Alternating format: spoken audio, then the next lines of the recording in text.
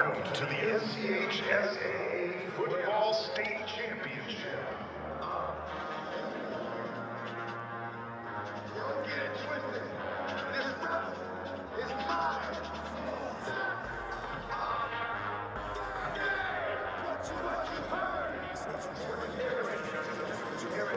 Testing.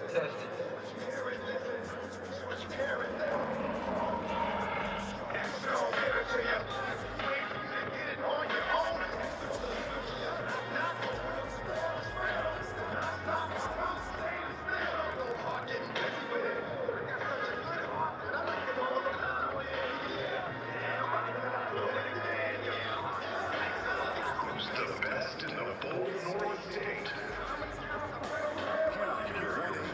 Champions. The Wilson Prep Academy Tigers.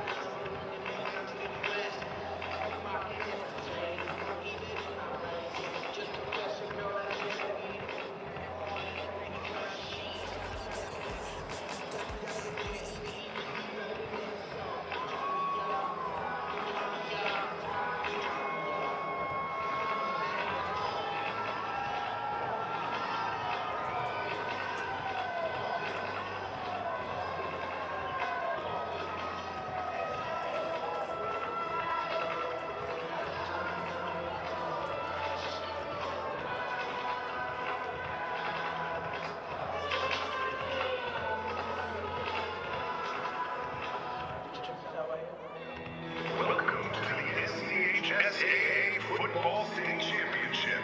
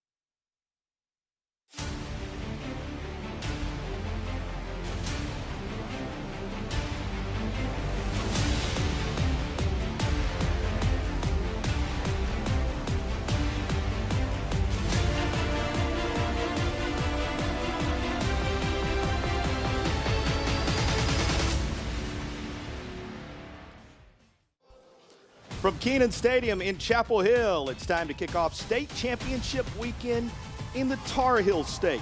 What better way than with a couple of battle-tested Class A teams, the Black Knights of Robinsville. Well, they're likely familiar to you, but they've got a roster of individuals who've never been here. Against an upstart Wilson Prep Tigers squad, you may know them from their basketball prowess, now here for the first time in a football state championship environment. With that, we welcome you to our broadcast. What a weekend it's going to be. You're going to have 8 classifications battling it out for that many state titles across the next 3 days in 3 different locations. We'll hope you join us for all of them, or as many as possible. We're certainly glad you're here with us to get it kicked off alongside my broadcast partner, Eric Gash, Jason Patterson with you. The former Tar Heel in familiar digs here, Eric. Always nice to be in the state championship environment. For sure, JP, and it all ends today, right? 8 state championships starting out this weekend, championship weekend. kids have been working hard all summer. They've been going to 7-on-7s. They have been lifting weights. They've been running. They've been doing it all, and it now comes down to this. One champion. It also comes down to Ironman football. If you like Ironman football, this 1A game is just the game for you. Comes down to playmakers. When you're talking Ironman football, let's go ahead and dive into the individuals we're keeping an eye on in this one. Who do you spotlight here, Eric? All right, JP, so we're going to look first at Trayvon Usher. This young man here, 624 yards. He is the motor, the machine behind that. 1,800 all-purpose yards. This young man right here he needs to have an R in front of that last name for Rusher because he is indeed a load. He's a guy we're watching on one side as we flip over to the familiar Black Knights. Who do you highlight here? Yeah, you're going to look at Isaac T. Sateski. I'm going to get better at that. 21 touchdowns overall, and then you have Luke Lovin. It starts with the quarterback right there. 1,200 yards on the year, 15 touchdowns. Everything runs through him.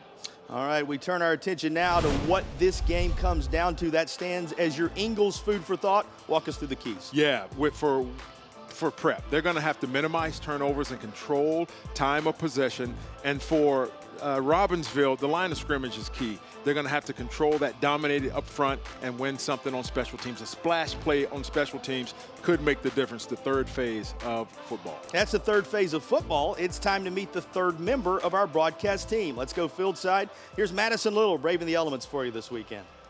Well, thanks, guys. Robinsville's head coach, Lucas Ford, told me this is the exact moment that his athletes dreamed of as kids. This group of seniors have been playing together since they were 6 years old, but not one of them have made it to a state championship. They all said, though, that growing up playing football in the front yard, this is what that dream looked like, competing for a state title in a Black Knight uniform right here in Keenan Stadium. And yes, that stage brings nerves, and Coach Ford was honest about that, but he says that's how we know they care. He's confident this group is going to settle in, embrace it, and the nerves may even become an advantage as the night goes on. We'll be back with the NCHSAA 1A state title game when we come back right after this. Storms can come up fast, and your roof is your home's first line of defense. Tip Top Roofing is fully licensed, insured, and trusted by homeowners, HOAs, and real estate professionals. From the smallest repairs to the largest residential replacements, we handle it all, including gutters and siding. As a CertainTeed Select Shingle Master, we offer up to 25 years of workmanship coverage and a lifetime materials warranty. Ask about our senior and veteran discounts and schedule your free inspection today at tiptoproofing.net. I am so Why frustrated. can no one help me? Waiting is the worst. I think it's Healthcare is broken. At Blue Cross and Blue Shield of North Carolina, we get it. Really? Really. That's why we're making healthcare better for all. Starting with you. Yes, you, Daryl. We're making plans easier to navigate by putting your benefits, prescriptions, and details all in one place. Convinced? No. But it's a start. We'll take it. Blue Cross North Carolina. Making healthcare better for all. Starting with you.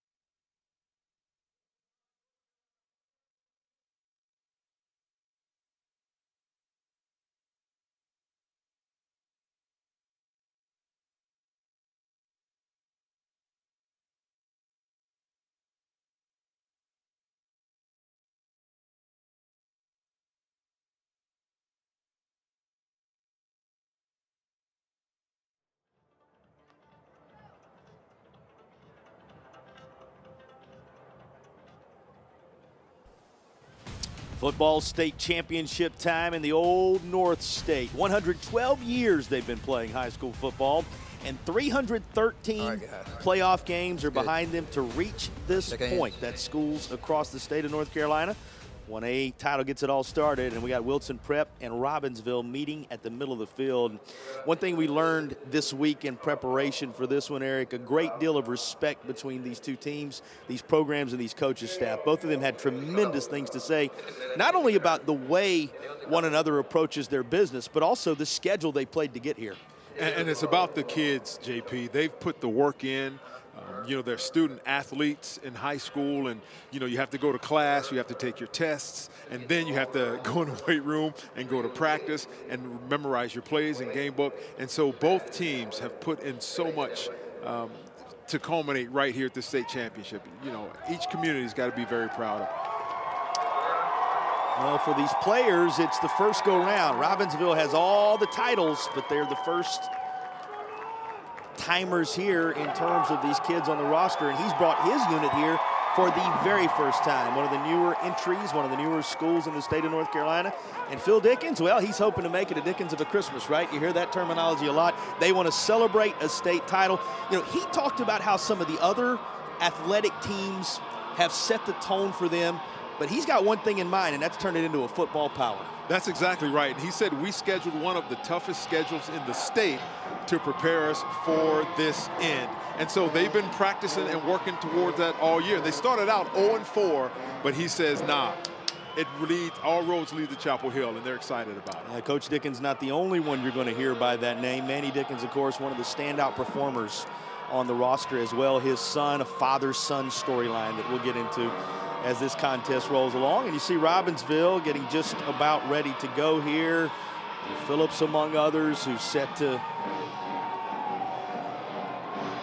try and set the tone for a group that, you know, you think Robinsville, Eric, they know about titles, the trophy case is filled, but it speaks to something that has been done under a first-year head coach, that they're back here for the first time in a while when you consider nobody on the roster has played for a state title. It talks about the culture that's been built there in that small mountain community in Robinsville.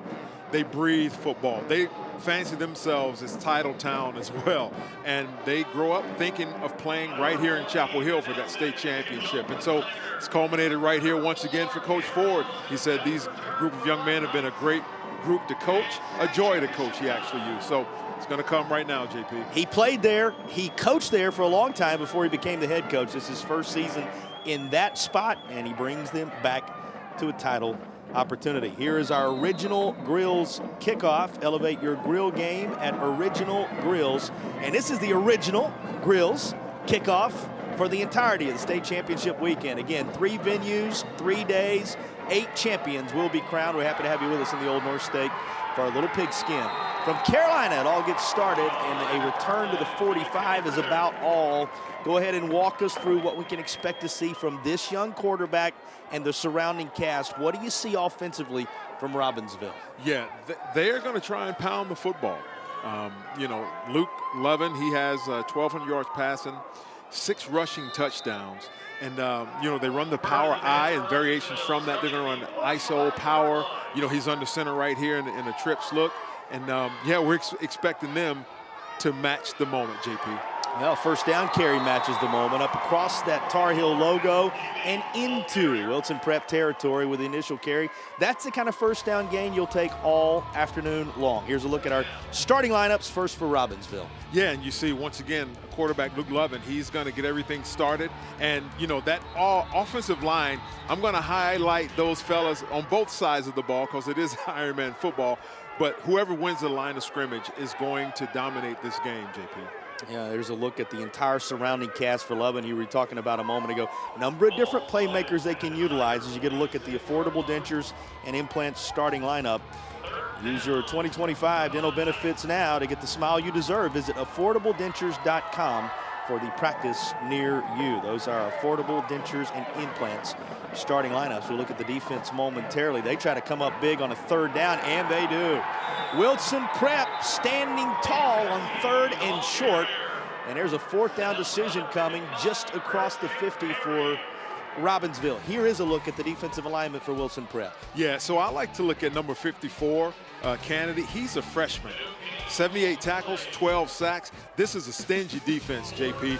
58 tackles for loss, 22 sacks, and 18 interceptions. They're going to have to play sound, gap-sound defense and dominate that line of scrimmage in order to combat against these Black Knights. Once again, all our starting lineups brought to you by Affordable Dentures and Implants. Early test for this defense, and the football pops out, but it pops right up into the grasp of Lovin, who carries it forward. And sometimes, what do they say? It's better to be lucky than good, JP. And you see this right here. It's just going to be a quick fullback trap, fullback dive, and he just just missed it. But once again, the bounce of the ball bounced right to him, and it's going to take bounces like that in a game like this today because emotions are high. You have to control that adrenaline. And, yeah, you got to get the lucky bounce of the ball. Tip Top Roofing first down, our initial of the contest, and that will set them up at the 43-yard line. This is back about the line of scrimmage, and that's all. Tip Top Roofing is a sponsor of our first downs in this opening quarter. Faith, family, football, and roofing. Doesn't get any simpler than that. That's Tip Top Roofing. Here's another look at the first down. Yeah, play. so they're just trying to run a sweep there. And once again, team speed. Wilson Prep, that's number 8, Whitaker. He has 6 interceptions and 26 tackles. Now make it 27 tackles, JP. They hunt and seek the football. Keeping in the interior and some space made by the big guys up front to take it inside the 40 to the 38-yard line. We're going to call his name early and often in this one. Isaac Tesateski is a special player. Yeah, he's hitting it just a quick trap. It's like a flanker sweep, almost inside sweep. And, yeah, we're going to see a lot of him. 21 total touchdowns, over 1,000 all-purpose yards. Yeah, he is the main engine making that Robinsville offense go. A little swing out far side. That's into the flats, and it's going to be short of the first down. So after a 4th down conversion a moment ago, another is coming following the completion to Brenton Gibby, and the defense is at least making it difficult, each of these movements of the chains for Robinsville right now. Wilson Prep has been impressive, and they're trying to get off the field. Another 4th and 2 here. Yeah, I can tell you what, that may be part of the game plan for Robinsville, is just to ground and pound. Take time. You don't have to rush, but control the football is going to keep the ball out of the hands of Wilson Prep, who, can score a lot of points. There's another 4th down, converted on the other. Remember, the ball hopped up into his grasp a moment ago. They won't have the result they hoped here. Wilson Prep able to come away with the turnover on downs, and it is that Wilson Prep D that has the very first impact moment of the contest. Here's the stop. Yeah, you see reading and reacting. That's linebacker number 4, Nelson, 120 tackles on the year. He leads that defense.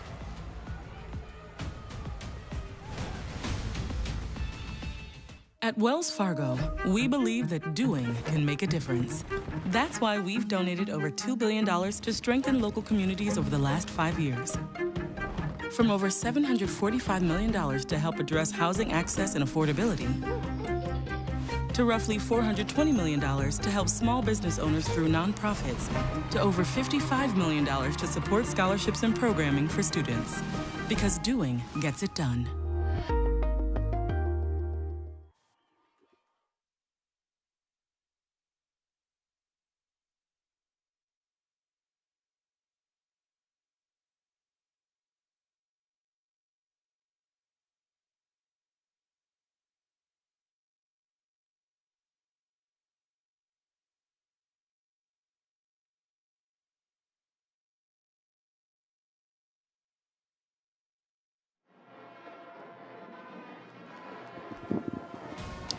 Well, his Wilson Prep squad getting off the field. They forced a couple of 4th downs. Second one turned out to be the charm. Eric, this has been an impressive season, and some were wondering maybe at the early stages how it was going to go. This team lost their first 4 games of the year. But what has happened here with this group, the way they have grown up, the moment they have embraced, it has led them all the way to a first state championship opportunity. And the first play from scrimmage is going to be one they'll remember. Up across the 50 and into Robinsville territory. Could not ask for a better start than they just secured right there. Yeah, that's Trayvon Usher. Once again, it should be an R in front of that name. This young man, he's the engine behind that offense. Look, he's shedding 1 tackle. And he's getting down that sideline. He breaks through 2. Those yak yards after contact is huge. First play from scrimmage for Wilson Prep, and they're just like that on the 30-yard line of the Black Knights. And Usher stays right back there waiting for the snap again, and he'll take it directly as he works himself inside the 30 to about the 28. Well, you have already been introduced amply to Trayvon Usher. How about the surrounding cast? Here's the starting lineup for Wilson Prep. Yeah, I'm going to say something, JP. Of all the teams that I've seen so far, this is the biggest offensive line in the state championships. They average 284 pounds, man, and they lean on you. And that's why Trayvon Usher has been getting so many yards. And they make the space. The Affordable Dentures and Implants starting lineup offensively for Wilson Prep. We'll have a look at the Robinsville D for you momentarily as well. And they have their work cut out for them on this opening drive for the Tigers. And big time lick. How about the job to get the penetration there and meet him right away? And you can tell he's enjoying it. Boy, I tell you, that's number 42, Waldrop. When you talk about read and react, he gets to the spot, and that's what they're going to have to do on defense. They're going to have to rally to the football and gang tackle because the team's speed on Wilson Prep is tremendous, and they are going to have to dominate. They are stingy defense as well, JP. 82 tackles for loss, 20 sacks, 15 takeaways. The big lick from Waldrop making it 3rd down and 10 as they're right back where the Sticks had placed them following the long initial run from Usher. A lot of movement up on that front. Robinsville adjusting accordingly. And that's out in the flat, trying to make a man miss, but there are too many black jerseys there. And it's going to be 4th down and about 6. Same guy, second verse. Yeah, we're seeing the DNA of both of these teams. It's like a heavyweight bout. Who's going to be the first one to flinch? Here's a look at the Robinsville defense. Who else are you highlighting? Yeah, I'm looking at number 42, that middle linebacker, Waldrop. He's a senior.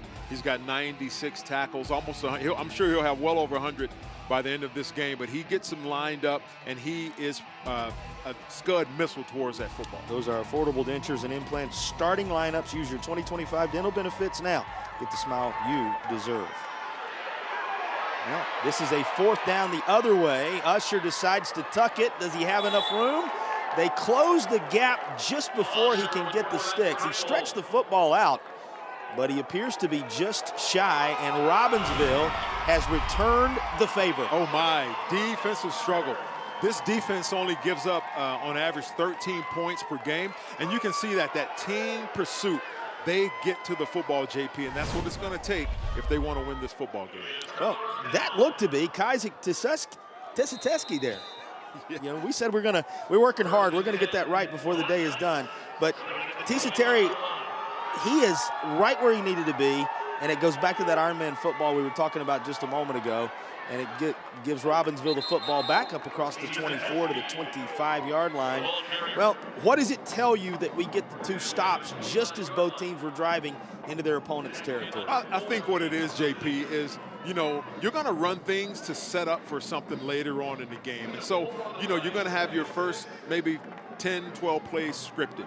And so you're going to run them, and you're going to have your coaches up in the press box checking out what the defense is doing and seeing if they're over-pursuing, what keys they're reading to set up for something later in the game. They use Gibby here. They kind of are going to use Tessiteski as more of a decoy this time around. Tried something up closer to the line of scrimmage, but a flag comes in. That'll need to be sorted out from the far side at around the 23. Offense.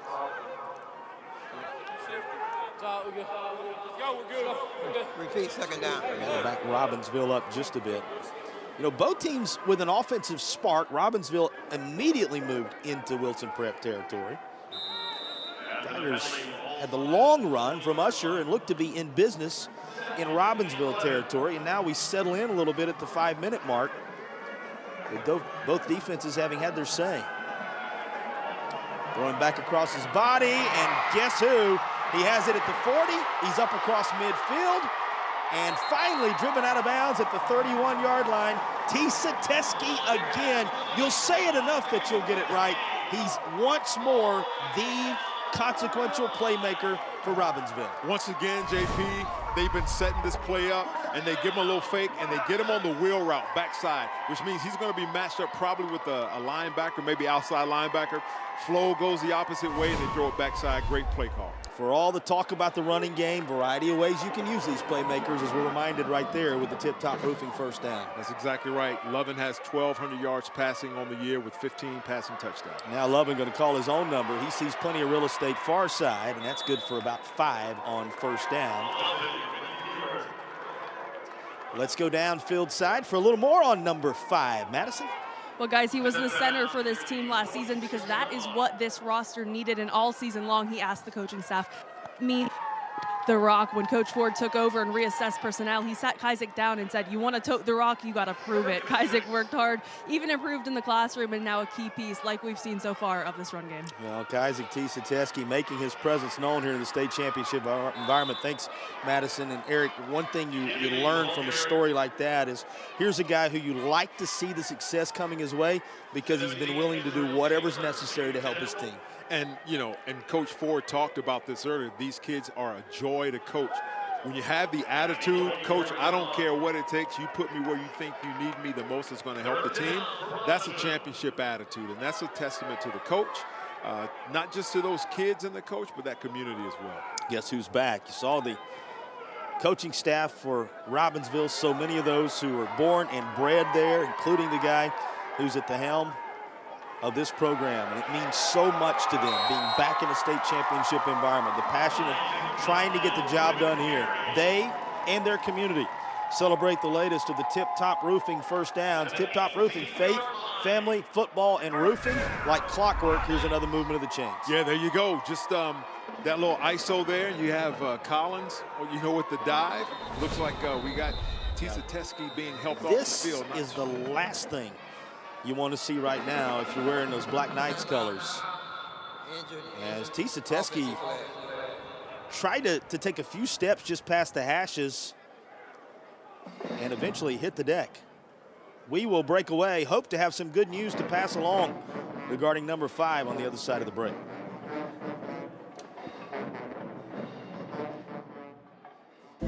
Belief isn't just a feeling, it's a force. A force that turns underdogs into champions, struggle into strength, and concepts into companies. A Legacy and Wake Forest University are proud to partner because we share a truth that belief in people yields the highest returns. Together, we're investing in every dream, every goal, every tomorrow. This is our home. Let's believe.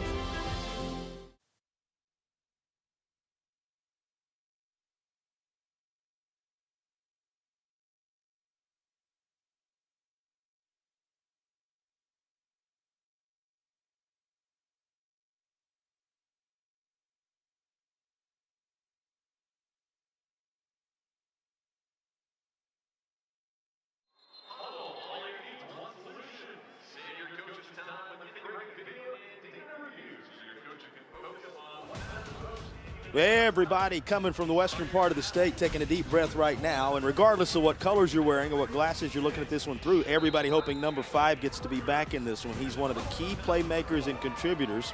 Had the big play that put Robinsville in striking distance here, but he just left a bit injured. We'll check in with Madison, I'm sure, in a bit, see what we can find out. But right now, the Black Knights, Eric, having to do it without one of their key performers as they go to work inside the red zone. Yeah, and that's tough, especially when you're playing Ironman football and one kid, you lose one kid, and you could lose, you know, multiple positions, you know, on both sides of the ball, not even talking about special teams, you know, kickoff, return, punt return, and things like that. So we're hoping that he's okay. Yeah, you're talking about the heart of that gentleman, the head coach of Robinsville. Wilson Prep. The heart of that gentleman's crew. Wilson Prep wanting to talk it over. Coach Dickens calling his troops to the far side. You know, this is the first red zone opportunity we've seen on either side. Our Air Experts heating and cooling red zone chance. Air Experts, schedule your tune-up today at airexperts.com. A key moment after you consider the way both defenses set the tone early. This is a real scoring opportunity for Robinsville. Wilson Prep says, let's talk about it a bit. Yeah, and you have to, because, you know, both of these defenses are stingy defenses, but just kind of crunching the numbers here, Wilson Prep gives up 25 points a game. Robinsville only gives up 13. So Robinsville wins that battle, the stat battle, let's say. And so, you know, they're hoping to capitalize right here. And, you know, for folks in Western North Carolina, you know, they're praying hard for Robinsville right now. Yeah, certainly. There was a big lick on the ball carrier and out of bounds just beyond the 20-yard line. That's about all that's there.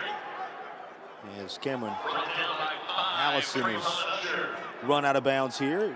we mentioned Ironman football, right? So you see Usher on the defensive side trying to take care of business for Wilson Prep, and he does. And this is a good sign for the Knights. There's at least some movement, some pressure being put on that right leg by big number 5. Yeah, you hate to see that, JP, but yeah, he's up and he's moving. That's a good sign. And you know, with all of his might, that young man wants to get in this football game today. Yeah, Nchsaa Championships, who, if you just stepped away a moment ago, had the big play, the major reception that worked it down into the red zone. Now they're on the doorstep of it after being pushed back to 3rd down from behind the sticks. And before 3 can do anything with it, whistles. Clock stopped with 2:28 to go in the opening period in what has been a defensive battle thus far.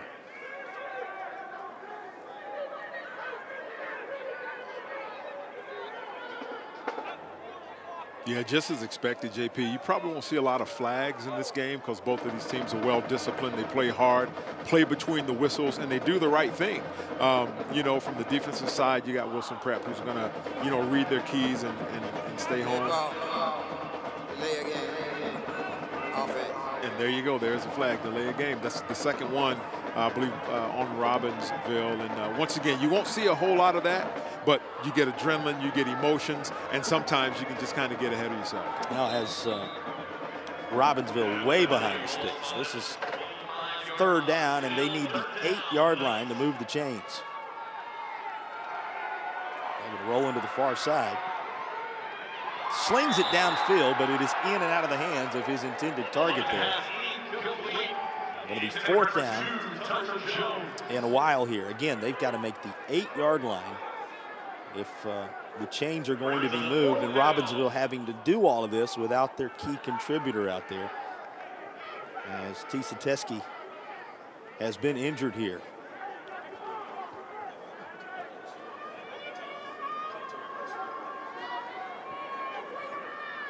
And the 4th down play coming that's going to determine this drive.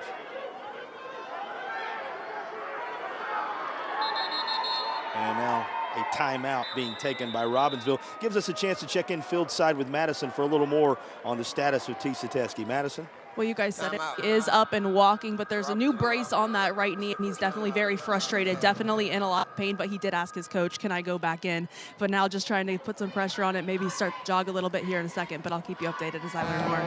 Thanks, Madison. We appreciate it. Eric, you can see him doing everything in his power to will himself back into the game. Yeah, and you know what, JP, sometimes this is where a coach has to protect the kid against himself. If he's not 100% ready to go, I can't see, you know, Coach Ford putting him back in there because he cares about them. These are his kids, right? And if he's not 100% can't go, he's not going to let him. Goes back to that family atmosphere. What did Coach Ford say to us this week? He said, this has been about trying to reestablish, continue, build upon the family atmosphere that has always existed at Robinsville. He said they've been eating together, different homes all across town, making sure they spend that quality time together. He said, of course, we've been in the weight room a little heavier because we've been eating together. It's that time in the weight room that's going to pay off right here. Major 4th down coming. Can they find some room? Need the 8-yard line to avoid being turned aside on 4th down again. Lovin comes this way. He's going to throw toward the end zone, and that is caught at around the 5-yard line. Good enough for a 1st down. Coming back to the football and helping his QB out, Eli Lamont. What a time for the 10th grader to get the job done. Now there is a flag down, and it appears as if this is coming back. Oh, wow. You hate to see that, JP. And I'm sorry, it's the announcer's curse. I'm talking about, you know, no penalties and flags and things like that, and here we go. But, you know, you just see him scrambling a little bit. And it seems that, you know, maybe one of the receivers was covered up that's going down the field. You don't know. 4th and 22. It appeared as if the conversion was made. And that penalty flag negating a tremendous adjustment by Lambert there, who came back to the football and gave his quarterback a chance. Yeah, that would have been huge, JP, for that completion to happen, or that 4th down conversion. But here we go again. Deciding to run with it himself and finally making it to about the 16-yard line. That is all, and that is where Wilson Prep will take over. So another turnover on downs. This is beginning to be a theme in this contest. Yeah. Lovin saw some space to grab out there, but not near enough for the first down. And you tip your cap to this Wilson Prep D once again. That's right, man. The philosophy is bend but don't break, and you see the big fella, number 65, that's Cameron Best, chasing him down. And guess what? Number 65, Wilson Prep, doesn't get a chance to come off the field, JP, because he turns right around and he's on that offensive line. And so that's what we talk about Ironman football. Your endurance is up, your toughness is up, and you don't want to come out of a football game like this. If you like playing the game, Class A is a classification for you, because you get to be involved in every snap if you so choose. That's right. Inside 2 minutes to go in the opening period, and these defenses have been trading blows thus far.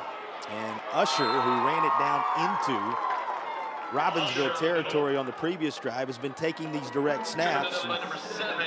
And in this case, he loses his footing before he can get to the 20-yard line. He's down at the 18. That's still falling forward for a couple, and it's second and about 7. They're going to say he worked his way for a gain of 3 officially, so it does make it second and 7. A little more than a couple falling forward. Going to go to the left side this time. Robinsville was waiting. He won't get back to that line of scrimmage. Third down coming just that quickly. Yeah, and JP, once again, for Robinsville, it's going to be that just trying to control the line of scrimmage and dominate on defense, but fly to the football. Watch the flow. There's one right there, and you see all those silver hats, and they're just coming, JP, because that's what it's going to take.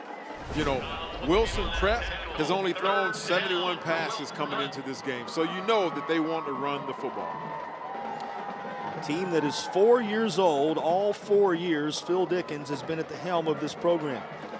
39-12, 25-2 in the conference, and he has them in the state championship environment for the very first time.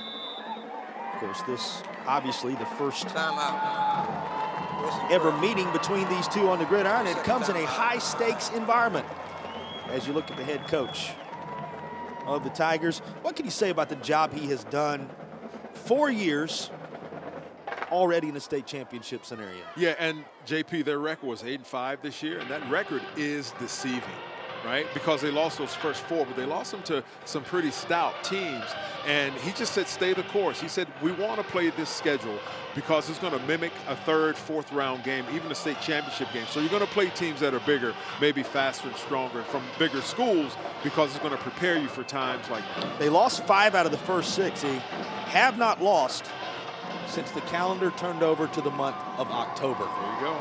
Speaks to the run this team is on, that they find their way into the Class A title game. Inside the final minute of the opening period, and a 3rd down 8 coming your way. They need the 25-yard line. Backfield slam full here. And Usher going to toss this. Initially, there's no room, and they close off all rushing lanes. What a job by the Robinsville D. There is a flag that comes down at the very end of this. So, JP, I want you to look at the pursuit to the football, right? They rally to the football, and it had to be a cry all week, is rally to that football. This penalty is against Wilson Prep, and you know what that means. Likely going to be kicking it away. One more look at the play and the Robinsville pursuit. A little end around, look at that. You have 5 hats right there. There's nowhere to go. And look, the rest of the team is getting there. I love a game like this because I'm a defensive guy, and we used to have what we call a roll call. And every time somebody got to the ball, it's Gash here, Patterson here. We wanted to make sure we got in that last frame before the ref called the ball down. You're listening to the former linebacker who, on this field, made a name for himself in big-time college football, the former North Carolina Tar Heel, Eric Gash, with you today. Glad to be alongside Eric. Jason Patterson with you as well. You're hearing from Madison Little down on the field, who's making sure she keeps you caught up on all the key storylines in this one. We've nearly got the first quarter behind us. And nothing on the board either way. Just able to sneak that out of there. Talk about a catch-your-breath moment for Wilson Prep, and this will be blown dead at the 45-yard line of Robinsville, just across the 50 at that Tar Heel logo. Let's talk about it, because you've been in the state championship environments. You did it from a basketball standpoint right here on this campus. You did it from a family standpoint with your brother. We got some family connections, father-son stuff going on here. These truly are the memories that last a lifetime. They certainly do, JP. You remember the bus ride. You remember what you had to eat. You remember, if you stayed in a hotel, what movie you watched the night before. You remember every single thing for the rest of your life. You'll remember these things. Who's going to remember a championship moment? We are nearly a quarter gone, and this one's still very much up for grabs. Robinsville goes to work with 6 seconds left in the opening period. This will take us into the second, and it will take the Black Knights of Robinsville into Wilson Prep territory. They'll have it second down and around 4 to go from just inside Tigers territory when you return to Chapel Hill as the second quarter begins in a moment.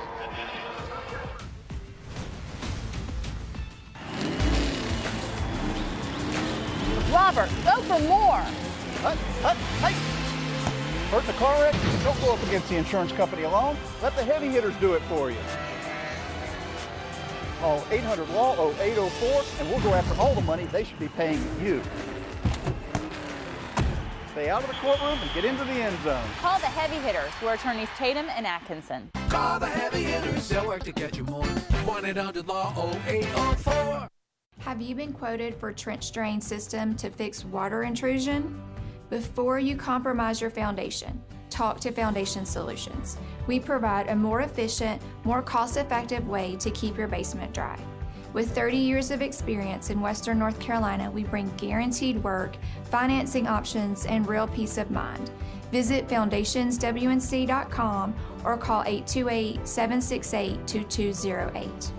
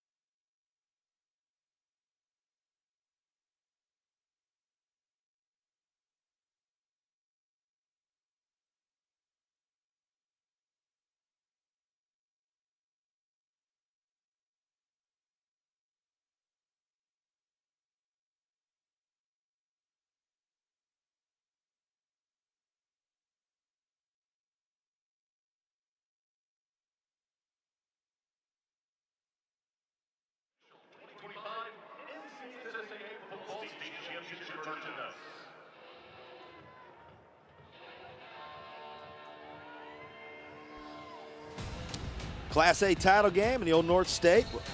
Pleasure to welcome you back to Chapel Hill. Our broadcast presented by Affordable Dentures and Implants. We'll have all the state championship games across North Carolina coming your way across the Carolinas and beyond on Sinclair's family of networks. Check your local listings for the broadcast station of each of these games in your area.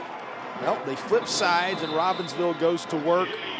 Crew out of Smoky Mountain Conference.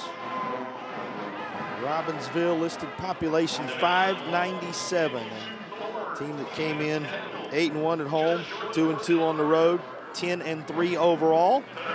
Looking to take the reins here in the early second quarter.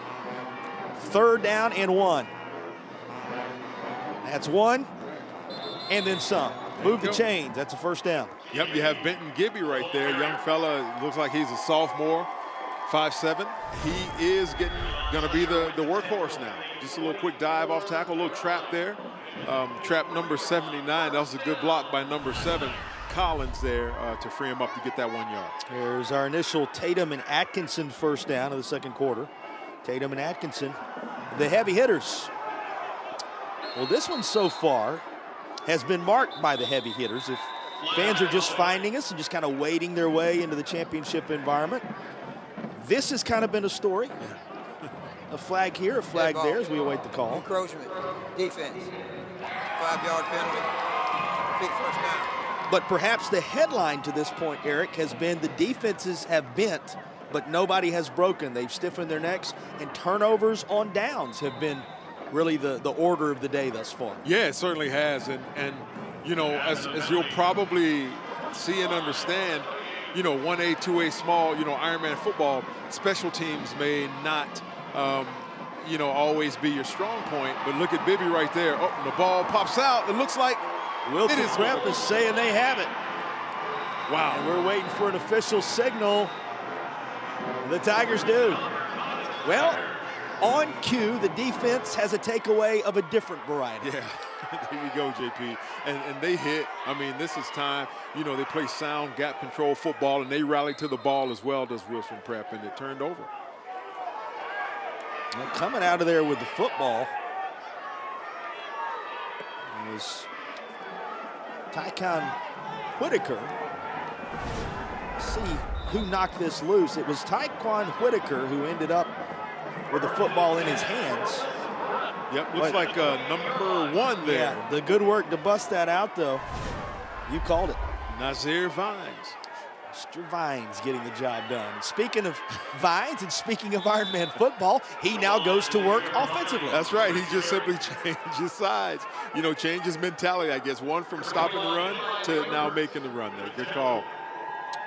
Vines making his mark on this contest. And that one likely left a mark as the first real turnover of the game is in effect. We talked about the turnovers on downs with the 4th down stops that both teams have accumulated here and there. But let's see what the Tigers can do with the first true takeaway. Robinsville's defense allowing very little here, and it's going to be 3rd and 5. Yeah, I love it. They're reading the keys, on both sides of the ball. But you have Buchanan there, number 55, that end.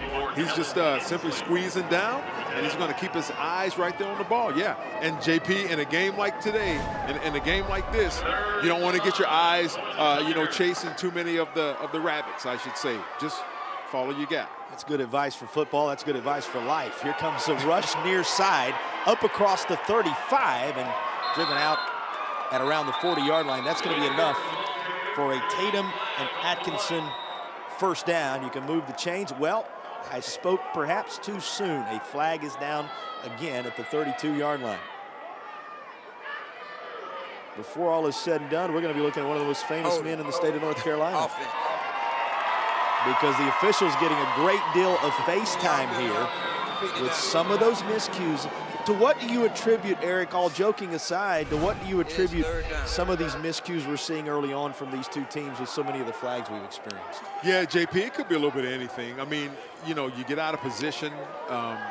This is the state championship. So these teams here, both from the West and from the East, and so you're going to get the best of the best right here. And so some of those blocks that you may be able to make, in the earlier rounds, guess what? Now you're going to find yourself having to work a little bit harder to get them. Well, and the other thing, there is that desire sometimes to try to do just a little bit too much because of the stage, because of the situation, because this is it, what you've worked for all season long, and sometimes that'll translate into a flag or two. This is a little too tall and incomplete. So 4th down from behind the sticks. It appears as if the Tigers will be turned aside following the takeaway. Yeah, now, if they are going to punt, which I highly think that they may, JP, on this 4th and 15, Robinsville came very close to blocking that punt. And, we talked about in the pregame, they're going to have to make some splash plays on special teams. And if they were to get their hands on this, it'll put them in excellent field position. So the crew out of Eastern Carolina Conference. Population 47,000 there in Wilson. Of course, this Wilson Prep, a school 4 years into its athletic tenure. They're set to kick it away. They will. Fair caught at the 49, and Robinsville will have it slightly on the Black Knights side of the 50 in a scoreless contest mid-second. When you return, our broadcast presented by Affordable Dentures and Implants continues in just a moment.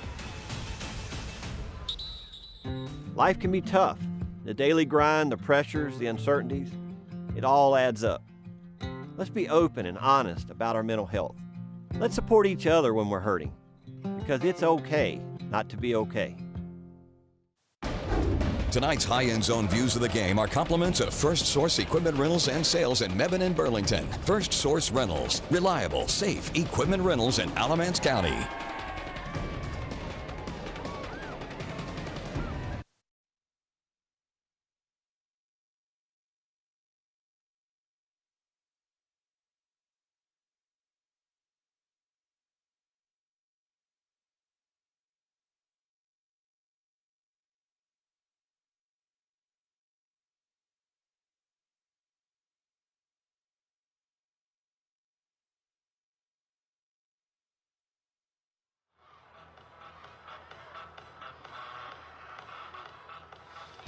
Well, a reminder, you want to stick around at the intermission. We will have the halftime report coming your way. And our interview with Commissioner Q. Tucker, North Carolina High School Athletic Association, first half highlights, all that and a whole lot more coming your way as part of the Foundation Solutions halftime report. We appreciate our friends at Foundation Solutions for sponsoring each of the halftime reports in this weekend's state championship games. Well, Robinsville turned it over in Wilson Prep territory. The defense holds, they get it back. False start.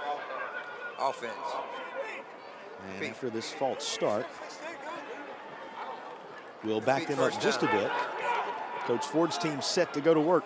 Got to ask you, now you've had a few series, Eric, on both sides of these coaching staffs to kind of see what your opponent is doing, what adjustments can be made at this point. Yeah, you know, for Robinsville, you know, having their workhorse out, you know, they're going to have to change up a little bit. Looks like they're in some passing formations a little bit more. And so maybe they didn't plan for that. You know what I mean? And so, you know, we had a false start again here on Robinsville. And so, false start. Offense. Repeat first down. New personnel groupings, and as I mentioned a little bit earlier, our officials getting more famous by the moment with all of the miscues that have been a part of it. But what Eric was referencing, of course, the key contributor, the guy who wears jersey number 5, Kaisik Tisateski, going out after one of the biggest plays of this state championship game so far, and he has remained sidelined. And, you look at his ability to come back at whatever point that may be the case. Until then, Robinsville trying to find some other solutions right now. Yeah, you've had him all year. He's been the workhorse. He has, you know, 21 touchdowns, over 1,000 yards, all-purpose yards. And so you're going to have to make an adjustment, not just physically and your game plan, but mentally you're going to have to adjust around that if you're the other players. A roll out on second down and long, coming back across the field, and that's going to be caught. That's a first down, and then some to the 35. And Robinsville finding a way, securing some new solutions to move the chains. You know, you have to find a way, and here once again they do. Yeah, it was just a wheel route. Once again, you get flow going the opposite way. Good throw by the quarterback Lovin there, and he's wide open. Had he let him, it may be 6. And Allison again, a name we've called time and again. And look at the move he makes here.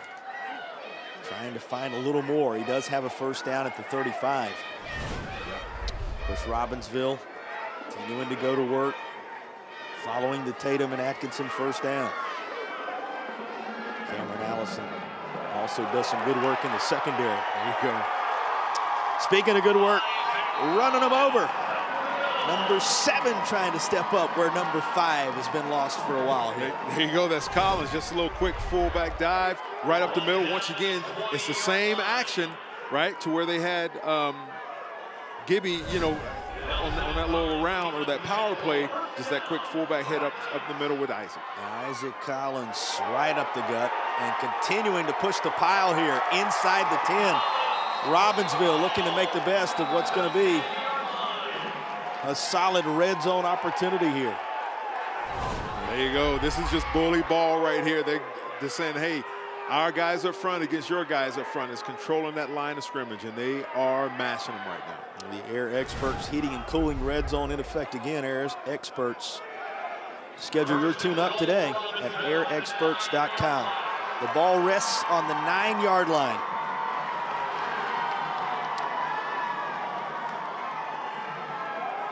Big play right here. 3rd time they're running that same play, JP. Right up the right hash and down around the 5. I love it. If it's working, keep it going. In other words, what's the old saying? If it ain't broke, don't fix it. Why not? It's what got you here. It's going to keep you here. Robbinsville looking to use that philosophy for first points in the contest, trying to break a scoreless tie. It's 7:42 to go in the opening half. After direct instructions from his coach, Coach Ford. Lovin back out there. He comes up to the line of scrimmage.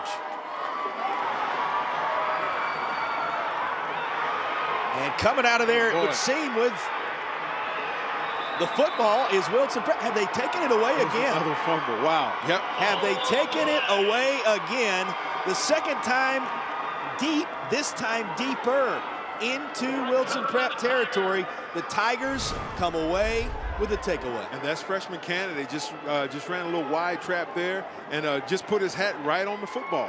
And there's a big fella rumbling, bumbling. He's like, get out of my way. He thinks he's Derrick Henry right now. He is living his moment. That was a great play by the young freshman candidate. Hard to believe when you take a glance at him that this is simply his freshman campaign, but he received great praise from the coaching staff this week for what he's done all across the course of the season, and boy, does he have a state championship moment to go with it now. And I guarantee you, JP, by the time he's my age, that was a 95-yard touchdown, and he stiff-armed 12 people on the field. Well, he ran a while.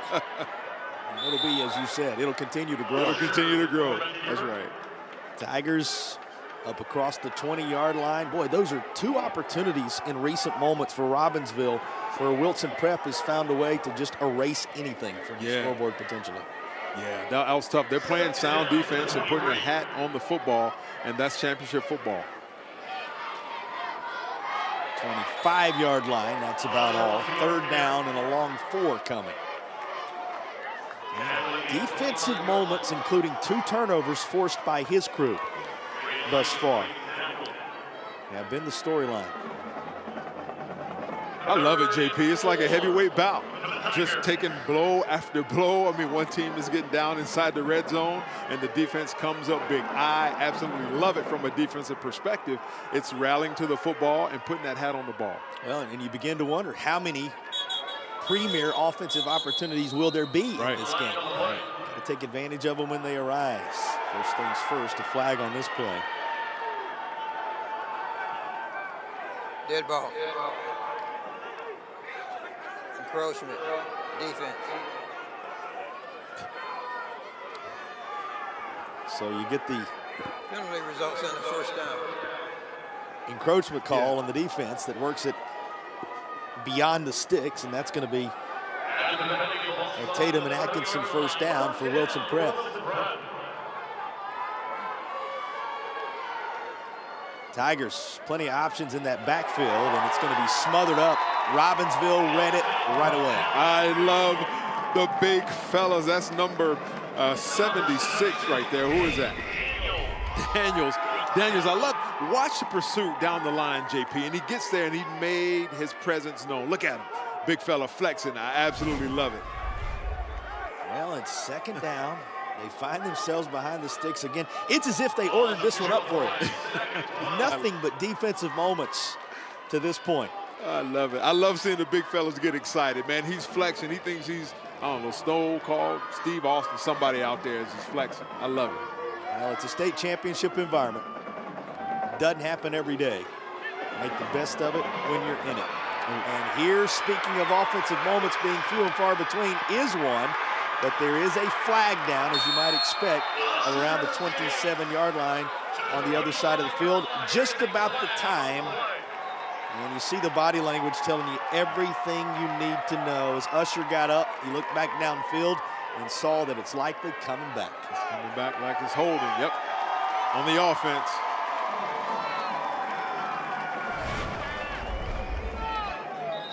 The two guys wearing jersey number 5, one which we were without at the moment, Nchsaa Championships. Offense. 10-yard penalty. Repeat the down. This one, Usher, who has made his mark on this game, have had the premier plays in this contest. This one negated by the flag, and we got a player down as well. It's one of those I'm being tended to there. We'll take a break while the training staff comes out. Hopefully come back with good news on the injured Wilson Prep Tiger in a moment. Our Class A state title game broadcast presented by Affordable Dentures and Implants continues from Chapel Hill in just a moment.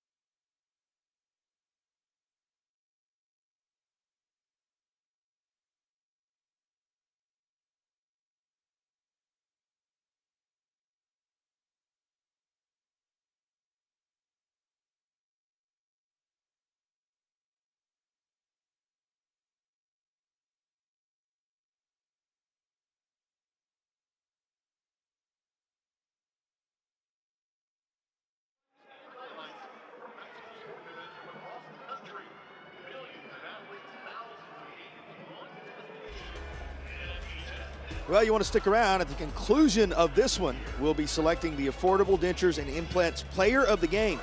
Use your 2025 dental benefits now to get the smile you deserve. Visit affordabledentures.com for the practice near you. That's our Affordable Dentures and Implants Player of the Game. We welcome you back to our broadcast presented by Affordable Dentures and Implants. We're into the second quarter. And offense has been hard to come by. Here's some, though. And plenty of it. Loose down the far side, making a cut midfield. And you're wondering about it, so we can tell you there are no flags as rumbling all the way inside the 10-yard line. We've called his name time and time again, Eric. Ethan Nelson, there he is, 1,100 yards on the year, 21 rushing touchdowns, and away he goes.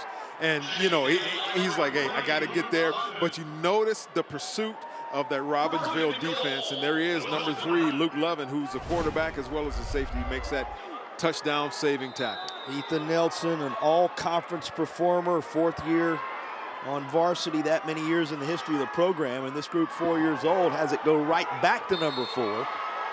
And Nelson this time is covered up right at the 10-yard line. And there's another flag down. It looks like, Nelson moved a little bit early on the snap. Tigers just glad it wasn't on the previous play. Dead ball. False start. Offense. Yeah, he was leaning a little bit, JP. He's getting a little excited there. Tigers just glad it wasn't on the previous play, because it seemed like there for a while we had a trend of every positive play with a game, there was something to bring it back. So they do set up shop in the red zone here. And now a first down goal from the 15 after the penalty is the order of the moment for Wilson Prep. Back to Usher. He gets to the 10, that's about all. Snags those yards that initially were theirs back. It's going to be second down and goal from the 10. A reminder, all these opportunities like the one you're witnessing right now in the red zone brought to you by Air Experts Heating and Cooling. Air Experts, schedule your tune-up today at airexperts.com, sponsors of our red zone. Well, we've been teased before in terms of red zone chances with no scoring. Now, a defensive guy like yourself would say that's no tease at all. The defenses have stiffened their necks. That's right. Will Robinsville do that here, or will the Tigers score the first points in their state championship history? Clock winding toward 3:45 to go in the half.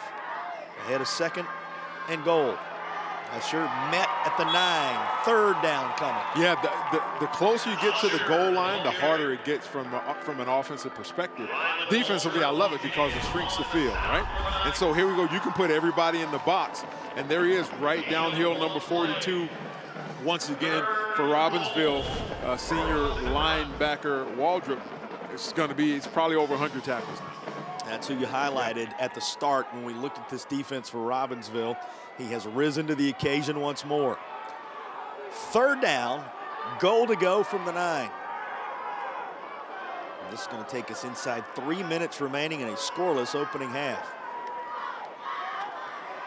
Usher throws it up top. It was going to be Usher to Nelson, the 2 playmakers, but it's got just a little bit too much air underneath it.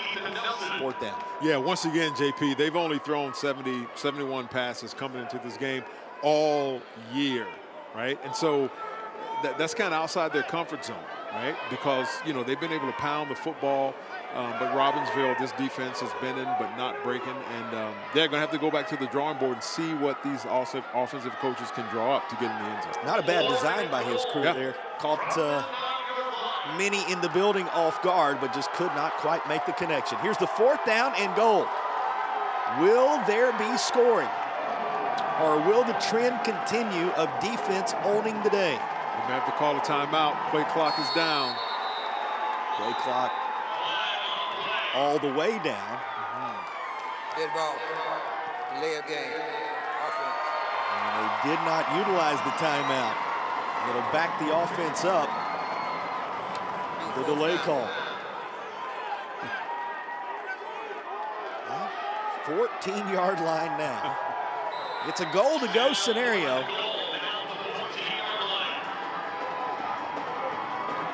Maybe something backside, pass backside is going to be, yep, there you go. Looking up there top. It is, bingo. They may not do it often, but they do it well. In the state championship game, the first points come through the skies for the Tigers. How about that Tatum and Atkinson touchdown, which puts this team on the board for the first time in its state championship history. Yeah, JP, and they've been setting it up all game. They're running to that heavy set. Tight end backside just pretends like he's going to block and then sneaks out. He was covered well, but he just made a good throw and catch there. Nasir Vines, watch the job he does to bring this into the breadbasket and then hang on when he collides with the ground. They have a difficult time doing that at all levels these days, what he pulled off there. Vines on the touchdown reception. It's as true a toss as you would want from Usher. And the TD has Wilson Prep up 6-0 in the Class A title game. Now they're thinking about 8-0 as the two-point team is out there. Usher looking for a seam. No signal, and they're going to say he's shy. It will just be the 6, but it is the first 6 of the contest. That could be huge, JP, having to chase those points, because, you know, we noticed from the opening kickoff there's no kickers on either sideline, it seems. And he just tried to, you know, ram it straight up the middle. But once again, credit to that Robinsville defense, bend but don't break, and they kept him out, and that could come back to play pivotal in this game. Yeah, those two-point opportunities going to be difference makers. And, you know, right now, with the way the first half has played out, any point's a difference maker. That's right. What can you say about that drive when you reflect upon what his team put together and tuck it away in the back of your mind? That was a 4th down and goal from outside the 10-yard line on which they scored. That's a moment to circle in a state championship environment. Yeah, Prep, you know, had that big chunk play down the middle or with that run. And JP, I tell you something, man. If I'm Robinsville, I'm not going to get discouraged. They've been playing great defense all game, and they just gave up that one big play. And, you know, it's kind of par for the course when they got inside the red zone, but they're going to have to do something big, maybe here on special teams as well, and see if they can get better starting field position. Well, we have not had one of these since the opener. An Original Grills kickoff. Elevate your grill game at Original Grills. Original Grills, the sponsor of our kickoffs in this 2025 North Carolina High School Athletic Association championship environment. Wilson Prep set to kick it away after the effective drive to put the crew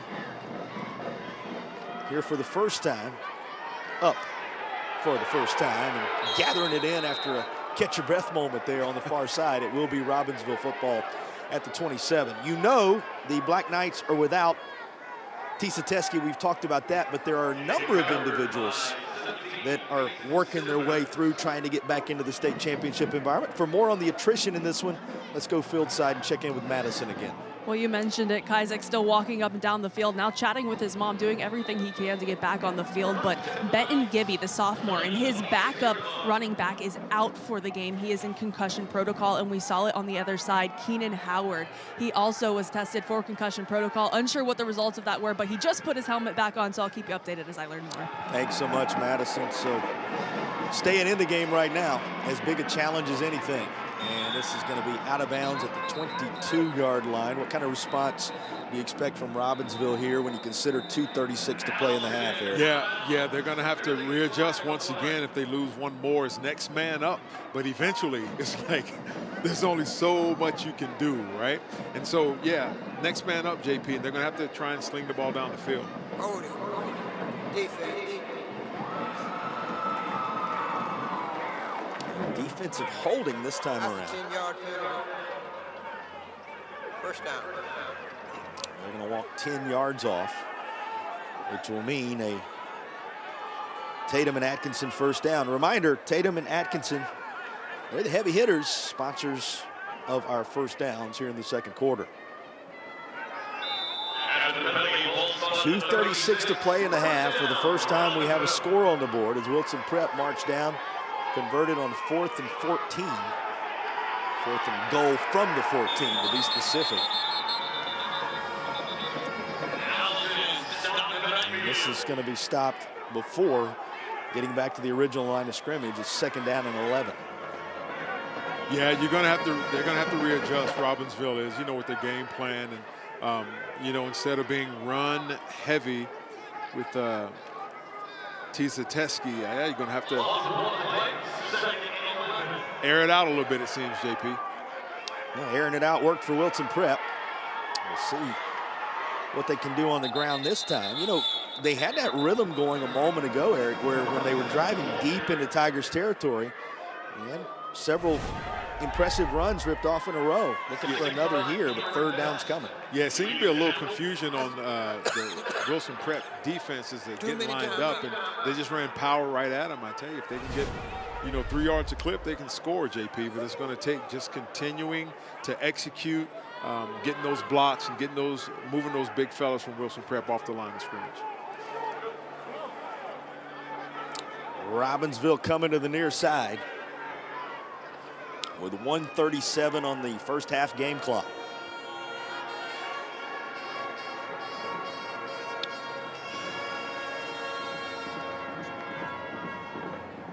Well, a reminder, we will have our Legacy Federal Credit Union play of the game.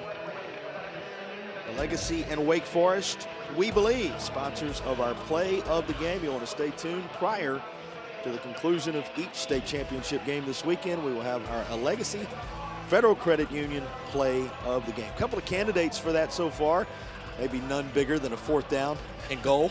Right. That stands as the difference right now. So far, JP, that's my vote. You think that obviously is a moment that stands out. Robinsville's been deep in Wilson Prep territory a couple of times. Both times the football snatched away by the Tigers on takeaways. Those are really the moments that begin to stand out now, Eric. Yeah, they do. You got to take care of the football. If I'm coaching, the defense for Wilson Prep, I'm going to continue to say the same thing. We always talked about the first man got there and wrapped him up, and then whoever's coming in next is attacking that football. Whether you're going to do the peanut punch, they call it, right, or put that helmet on it to try and get that football out of there. But, from a defensive perspective, man, both teams are playing well right now. Yeah, no doubt about that. 3rd down, set up nicely. And the connection made. That's going to be a 1st down. Tatum and Atkinson 1st down on the far side. Nice toss and catch. Yeah, there you go, JP. Once again, you got to go dig deep into the playbook. And maybe some things that you're setting up for the second half, you're going to have to run now. And, it just ran like a little flood pattern to the flat out there and hit the receiver and got enough for the 1st down.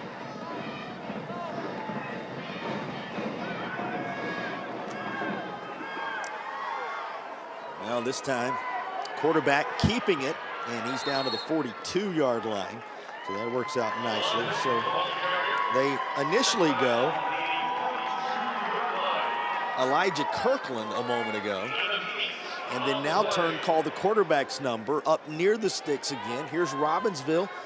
Coach Ford beginning to put some things together here. Yeah, there you go. It's just a design quarterback run. He's going to fake it like he's going to throw the ball, but you had everybody blocking. So that would have been another penalty had he thrown it, because you had linemen downfield as well. But, yeah, it's, when life gives you lemons, make lemonade. And so there they go, getting on that corner and getting a big pickup there. Back on the Tigers side of the 50.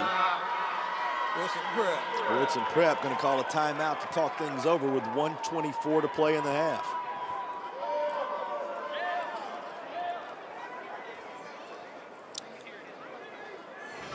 Well, mentioned we're 1:24 away from the half. You'll want to stick around at the half. You'll hear from Commissioner Q. Tucker of the North Carolina High School Athletic Association. You'll have stats, highlights, a whole lot more coming your way. All part of the Foundation Solutions halftime report from right here in Chapel Hill, North Carolina. That's the Foundation Solutions halftime report coming your way in just over 80 seconds or so of game time. You know what a thrill it is for these young men. You see the sights and sounds of Chapel Hill, North Carolina. And these games being played here on an afternoon like this, and as daylight gives way to darkness and the bright lights come up, you're reminded just what a thrill this is for a lifetime for these high school kids. For sure, they're going to remember it. I guarantee you for the rest of their lives, JP. And The older you get, the better you work. Right? I lived that life. Understand how that comes together.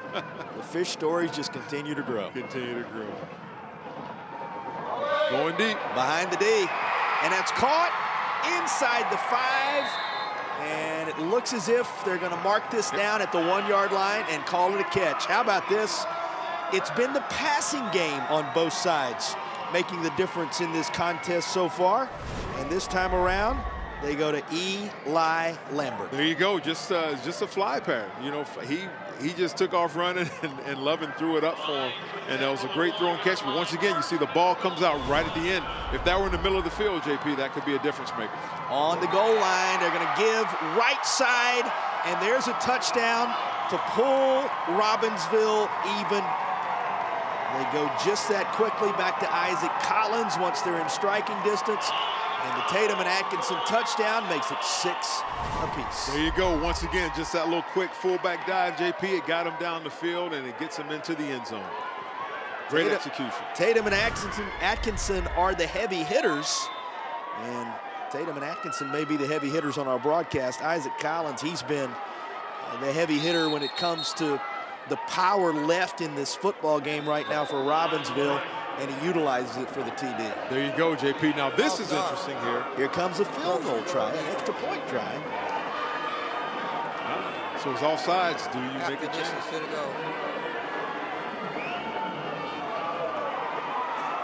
Half the distance, and guess what? Personnel's coming back in. There you go. You're screaming heavy, heavy, heavy. Forget about the field goal. We got half the distance to go right now from the 1-yard line. I hazard a guess, number 7 may have something to do with this play here. You think Mr. Collins could be involved in trying to do the same song second verse?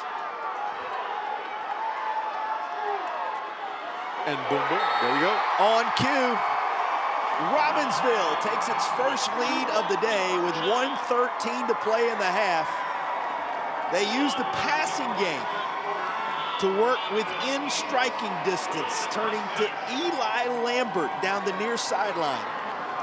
But it's finished off by Collins, ×2 for 8 on the board. The big fella, 6'3", 205 pounds, not to be denied. And there's that flex again. Good job, young fella. Well, Robinsville, for all their trips deep into Wilson Prep territory and coming away empty, they finally are able to cash in. There you go. And they're comfortable with, hey, and keep in mind, their top 2 running backs are out, JP. So they're having to make adjustments, getting deep into the playbook, opening up that passing game, and it opens up the field, and it gets them into the end zone. First-year head coach Lucas Ford, who was under D. Walsh, who led the program for 17 years. Obviously, you go even further back, and here's a guy who's at the helm of this program, who played in this program, who knows the community. He speaks their language. He understands their approach. And he led them back to a state championship environment for the first time in the high school lives of all the young men on this roster. And they've embraced the moment late second to take an 8-6 lead.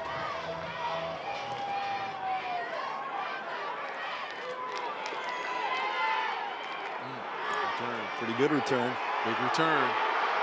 Still moving. Across midfield. And the 49-yard line where this is brought back. On the return by Tyquan Whitaker. Take a look at Whitaker. He keeps the wheels churning. He does, and that, look, that's 1 tackle, 2, 3. He's getting out those yards after contact. That had potential to be a huge play, but once again, the pursuit of that those Robinsville defenders denied. 62 seconds, just over a minute remaining in the opening half of action. Just that far from the Foundation Solutions halftime report. And the ball resting just at the base of that North Carolina Tar Heel logo. The Tigers go to work. Well, passing games work better than anything else thus far. They'll try it again. This is going to be ruled incomplete. Incomplete. They had Manny Dickens right there, but he could not quite get his hands underneath it. Yeah, that would have been a huge play just before half, JP. And good call by the field judge. He's right there on, or the back judge, sorry. He's right there on it and called it incomplete. But that had potential, that backside. They get flowing, going one side, taking advantage of that aggressive pursuit and throwing it backside. So close to a reception for Manny Dickens. Remember, Manny Dickens, son of the head coach, leading receiver from a year ago. They're going to try it far side, going in the direction of the guy who had the return a moment ago. This intended for Tyquan Whitaker is incomplete. You know, before we go too far past Manny Dickens, he talked about it. He said, you know, I'm probably toughest on him than anybody on the team because he's my son. He said, but he's a guy who's a big piece of what we do. Talked about what an honor it is to have him and have that opportunity, a father-son type scenario. Got to be something special to have as your leading returning receiver from a year ago, a guy who bears your name. Yeah, that is cool, but it's also tough to coach your kid. I coached my kid, and, you know, some of the toughest battles I had was with mama at home, right? Well, but, he said in the press conference, he said, you know, maybe he didn't do exactly what I wanted him to do in the offseason. I got the feeling with a father and a son, neither ever does exactly what the other wants them to do, but what a special moment to look beyond that and say, hey, what a thrill we have to do this together. 5-yard penalty. And after all, as you see the penalty ineligible downfield that's going to back his crew up just a bit, after all, isn't that what transcends football anyway? What's bigger than all of it, that these players, they become families across the course of the year. And when some of them legitimately are blood family, it makes the stories even deeper, even greater. It certainly does. And some of the most powerful words on a high school campus or college campus, as coach says. A coach has so much influence in these kids' lives. It can change a life. Third down, and this is caught, but well short of the marker. So fourth down is coming with 17 seconds to play. Clock winding on down. What's the old adage? Good coach can change a game. Great coach can change a life. That's right. It's worth remembering that. A big thank you to all the coaches and administrators all across the state of North Carolina. You were keeping an eye on the defense right there. Indeed, yeah, that was number 12. And we're going deep here. Yeah, just gonna knock it down going into halftime. That was number 12, Elijah Kirkland on the defense of that earlier play. Well, and then the final play of the game, defended by Tucker Jones among others. They turned that aside, and we have reached halftime. Well, it took a little while to get going from a standpoint of scoring, but Wilson Prep put 6 on the board, only to see Robinsville come back with 8 of their own, and that's where we stand at the intermission with these teams separated by 2. Let's go field side. Madison has one of our head coaches. Well, Coach, you had 2 running backs go down in that first half, and you guys had to adjust offensively. How do you feel like the Black Knights handled that? Well, and on the same play. Yeah, both our big running backs went down, one a knee and then one an ankle, but he's okay, Isaac is. But I told these guys, and then Gibby goes out with a concussion out the rest of the night, but I told them that families got each other's back, you know. In their family at home, if something bad happens to somebody, we're all really quick to pitch in and help out. This is no different on our football team, and our guys have done a great job responding, picking those guys up, because you can see by the tears in their eyes, they want to be out there fighting. But it's special. We just got to come and finish. We got to take care of the football. So. Well, second half, you said it. There were a lot of turnovers and flags in that first half. How do you mitigate that in the second? Well, we have to control what we can control, and I felt like, look at the stat line, I don't know what they look like, but I felt like we controlled most of the half up and down the field, running the ball. We have to take care of the football. We got to be disciplined, limit the penalties, but we got to take care of the football. So, thank you. Nice, thank you. Thanks to Coach and thanks to Madison. It's as if he heard the conversation we were having just a moment ago. Talks about the importance of family. Now these 2 teams have come together as families, and it's resulted in a Class A championship opportunity. 2-point game at halftime. Much more to come. Our halftime coverage is on the other side of the break.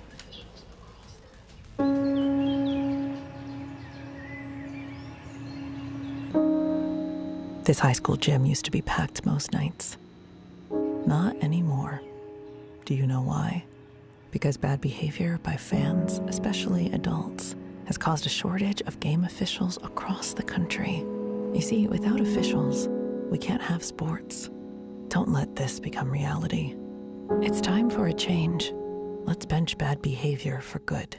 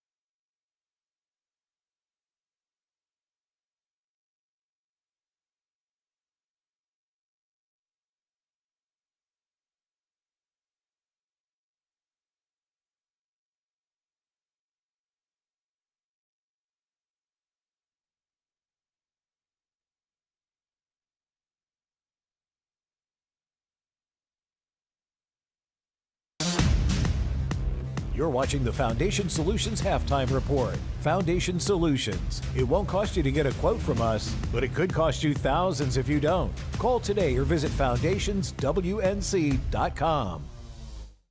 Hey everybody, thank y'all for tuning in to this state championship high school football game. Joining us today is our good friend all the way from Ingalls Markets, Miss Taylor Newhouse. Taylor, are you loving the game so far? Absolutely, it's been a fun one to watch. It has been a fun one to watch. Now, what are you anticipating? An explosive finish, I hope? We always hope for an explosive finish, but definitely an interesting game. All right, we got to talk at the end of the game then. Absolutely. Now, let's talk about high school athletics in general, because from what I understand, Ingalls Markets, y'all have had a long-standing and robust partnership, not just with our organization, but the entire community as a whole. Mm-hmm. Let's talk about the dynamics of that partnership. Absolutely.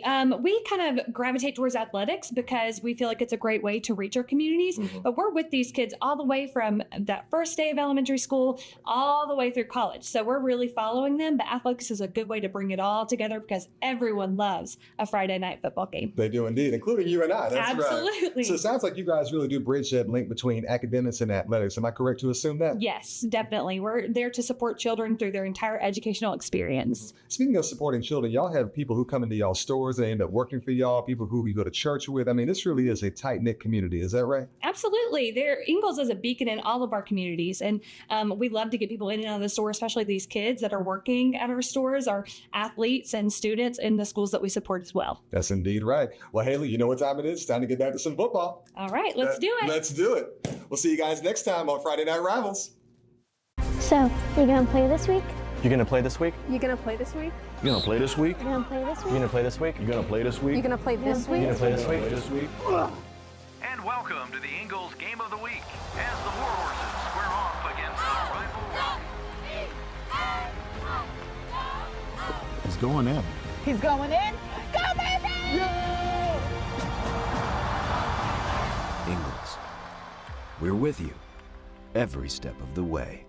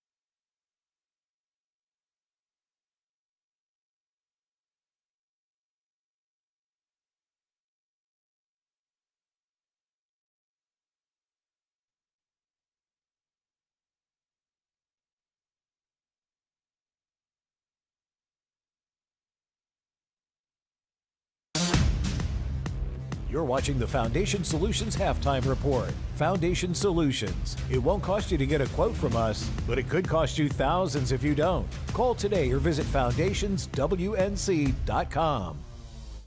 Commissioner Tucker, thank you for your time. Another exciting week with the state championships here. It is almost unbelievable that here we are getting ready to crown champions in football when it just seems like we just started the season. This year began the 8 classification system. Why the change? How has it been working? And do you foresee any adjustments for next year? Well, this is the last of a fall championships where we will crown 8 champions based on the new 8 classification system that our board approved. So far, so good. And for this weekend coming, we have 3 outstanding venues. There are plenty of familiar names in this year's championship. What do you think makes these programs successful year in and year out? Well, I think first and foremost, those coaches recognize that what we do is called education-based athletics. And it's about providing teachable moments. It's about teaching young people the core values of sportsmanship, integrity, and honesty. And I believe that those coaches understand how to navigate that kind of balance. And what do you think has been the biggest challenge for the association this year? Well, I think always a big challenge for us is trying to help everybody understand the role of sportsmanship in what we do. It's been an ongoing theme of trying to keep that front and center of what we do. And of course, as I mentioned, we do have the 8 classifications in this alignment period. And so just trying to secure those venues has been a challenge. And can you discuss those new venues and kind of some of the highlights of the new opportunities for these athletes to play in? Well, of course, the mainstay is UNC and Keenan Stadium. They've been a site for us for many, many years. The association grew out of the University of North Carolina, and that's one of the reasons that our office is based in Chapel Hill, and one of the reasons that we continue to hold our football championships here. So they're still on the docket. And then, of course, NC State had some conflicts that we could not work around. So we reached out to some other venues, and Lenore Ryan University said, hey, let's talk. And so their Moretz Stadium has been made available to us. We're excited about being in that part of the state. And Durham County Stadium also stepped to the plate and said, let's talk, let's see what we can do. And so we look forward to that. And education-based athletics is a policy that's very important to you. How do we keep the balance in today's ever-changing sports climate? It is about learning how to be a young person, how to grow into that young adult. And if we've done our job, we have those young people poised and ready to be able to go on and make a difference. Commissioner Tucker, thank you for your time as always, and enjoy championship weekend. Thank you so much. The North Carolina High School Athletic Association welcomes you to tonight's game. We are excited to celebrate the hashtag NCHSAA Game Locked In, which honors everything that makes high school sports special. Let's continue to create a positive, welcoming environment for everyone. Cheer loudly, support your team, show respect to officials, opponents, and each other. Let's make tonight's game one to remember, full of pride, positivity, and what it means to be truly locked in.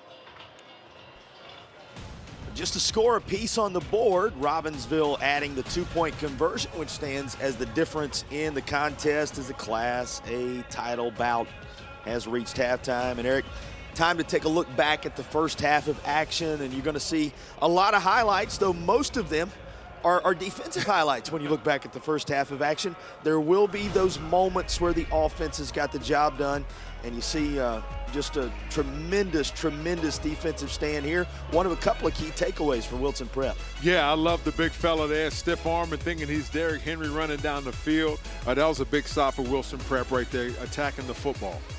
Well, this Wilson Prep team went on the move, and you'll remember marched all the way down. Now it's going to be a 4th down conversion. Four making his mark in the contest here. Ethan Nelson had his moments in the first half. The big 4 is the 4th down conversion. 4th down goal from the 14, and that's the lone score for Wilson Prep. Yeah, and it's just a throwback. They've been running power to that strong side all night, and they got a throwback there, and it got them on the scoreboard, and they were chasing those points. And, we see here with Robinsville doing the same thing, showing that they can pass the football as well. Vines the touchdown catch for Wilson Prep. Lambert the long catch down the sideline, and then everything capped off with a touchdown run from Collins. He followed it up with a 2-point try. That's right. The big fella Collins would not be denied. He is 6'3", 205 pounds, and showing that he wants this football game. Without Tisa Teskey, but with some major moments in the latter stages of the second quarter, Robinsville searching for number 15 all time as a 2-point lead at the half. Time to share with you some of the big moments from around the country as part of Sinclair's Thursday Night Lights, Friday Night Rivals packages. Here's some of the big moments that stand out from 2025. The best Thursday Night Lights and Friday Night Rivals highlights from across the country. Ron, nice cut move and a hurdle. He's still on his feet. Are you kidding me? Caleb Ron, touchdown. Oh my goodness, what did he just do? He will roll right, under pressure, still on his feet, trying to find somebody downfield. He's in trouble. He'll throw it to the back of the end zone. A receiver's wide open. Touchdown, McQueen. Michael Henry got his field goal blocked, caught it, and said, look what I found. Touchdown. In one of the most bizarre football plays you will ever see. Pressure, throws it downfield to the middle of the field. What a catch, coming up and grabbing the ball. Oh my goodness. I had no idea it was one-handed that he grabbed that thing and hauled it in. Another rush, they're gonna throw the screen and it's intercepted. How about the big fella, Akeem Davis? Davis staying on his feet. Look at him go. Davis. It's like a scrum. They can't bring him down. Akeem Davis is still moving. At the 30, at the 25, he snuck out of there. Are you kidding me, Akeem Davis? He is in for the touchdown. 55-yard field goal from the left hash. The kick is up, and it is. It's gone at the buzzer. Bryant is the hero for the Buccaneers. Tonight's high-end zone views of the game are compliments of Cook Rentals. Now in 5 locations across North Carolina. Cook Rentals, renting the smart way to get things done.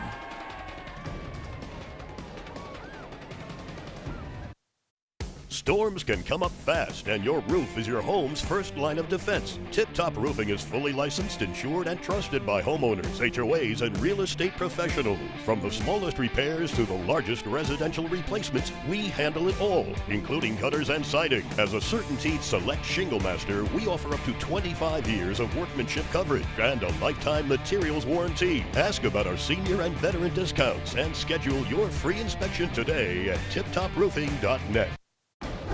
Tonight's high-end zone views of the game are compliments of First Source Equipment Rentals and Sales in Mebane and Burlington. First Source Rentals, reliable, safe equipment rentals in Alamance County.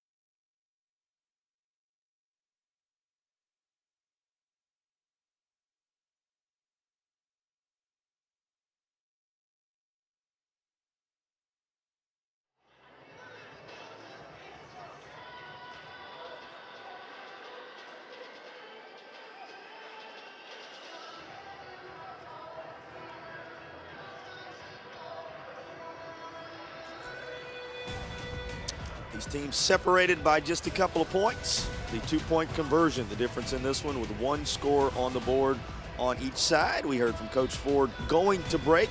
Time now to go field side. Hear from Coach Dickens of Wilson Prep. Well, Coach, your defense was able to erase multiple opportunities from the Black Knights in the first half. What do you like about that group so far? Well, I love what they're doing defensively. We just had a couple of breakdowns, and that was just my DBs got caught looking in the backfield. But overall, I think we're playing them fine. We're going to hit quarterback a lot more this half. You'll see that. But I'm very pleased with what I've seen so far, other than, the mistakes. How do you keep your offense rolling going into the second half? Oh, they're hungry. We're going to come out and score on this opening drive. Watch us. Thanks, Coach. Thank you. Well, you guys heard it. Back to you. Well, he go ahead and predicts what's going to happen on the opening drive, and he told you the quarterback better watch out. That's coming his way moving forward. Amazing when you look at the score, E. These were two teams that averaged over 50 points per contest in the playoffs. If you average out their totals through the playoffs, both of them were scoring 50 or more. It's 8-6 at the half. I love it. Listen, JP, man, we've always said, if you're still playing football and they're playing you're celebrating Thanksgiving, man, you had a great season. When they're playing Christmas music and you're still playing, it's an outstanding season. And these two defenses have shown up today. And, I'm thinking of the adjustments that you make. And Coach Ford said it. Take care of the football. Right? Eliminate the penalties, and you can say that for both teams. And coming out, you heard Coach Dickens say, yeah, we're going to get after the quarterback, but offensively they're going to score. I think they have to mix in some passes now. His communication, you get the sense from that interview, was clear. Oh, yeah. The question is, will they be able to execute? That's right, no doubt. I almost jumped out of the booth and wanted to run out. You're ready to go. That's right. He said, oh, we will score. So let's see if his team is going to answer the call. You got a Knights squad looking for a 15th state championship all-time, their first since 2019. So for this group of young men, for all the titles that live there in Robinsville, it would be a first under first-year head coach, Mr. Ford, who fills up your screen there. So this would be a first in that way for that group and a 15th all-time. For Wilson Prep, this is their first time here. It's going to be a first championship on the football side the school's ever experienced just 4 years into its tenure. Either way, it's going to be an incredible story.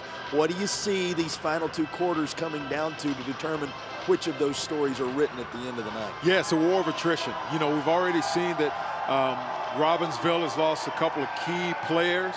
And they're just going to have the next man up and going to have to continue to do what they've been doing, take care of that football, be disciplined on D, eliminate those penalties, and maybe they'll come out, with number 15 for a state championship. And Wilson Prep, they have to come out right now and score. They have to set the tone. And Coach says they're going to get after the quarterback on defense, but he says first, we're going to get this ball and we're going to score. So let's see how the team responds. According to the head coach, it's just a matter of how. We are getting set for the second half kickoff. Our kickoff, of course, will be brought to you by Original Grills. Original Grills, elevate your grill game at Original Grills, sponsors of all our kickoffs across the course of this weekend.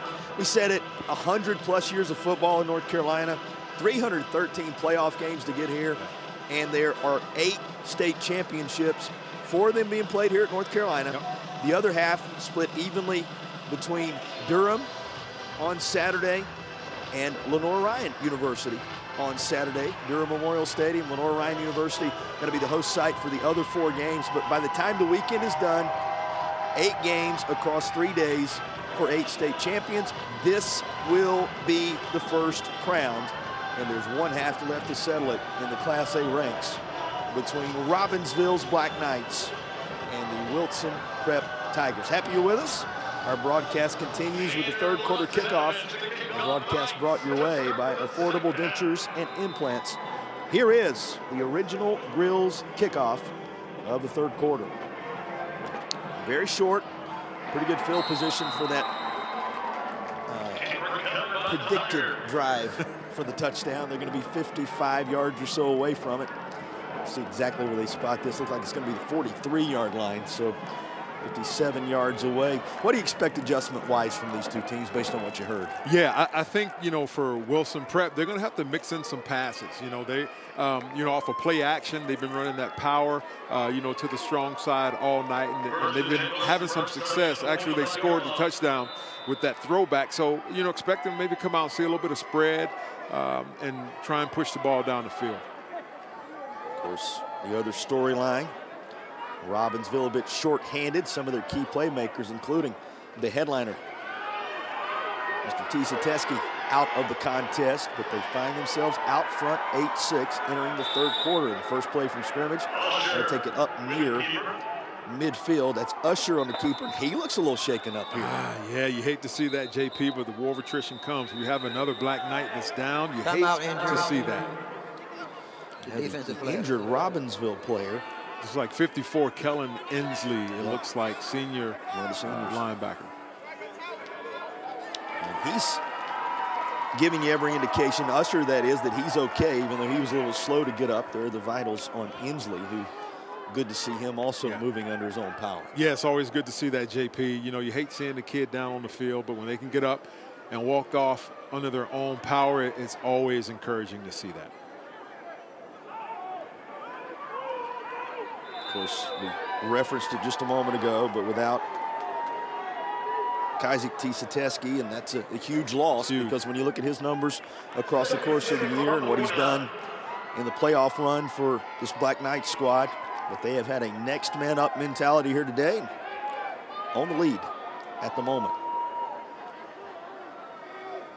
Although we were just told 8's not going to be enough to win it, right? That's right. Coming near side.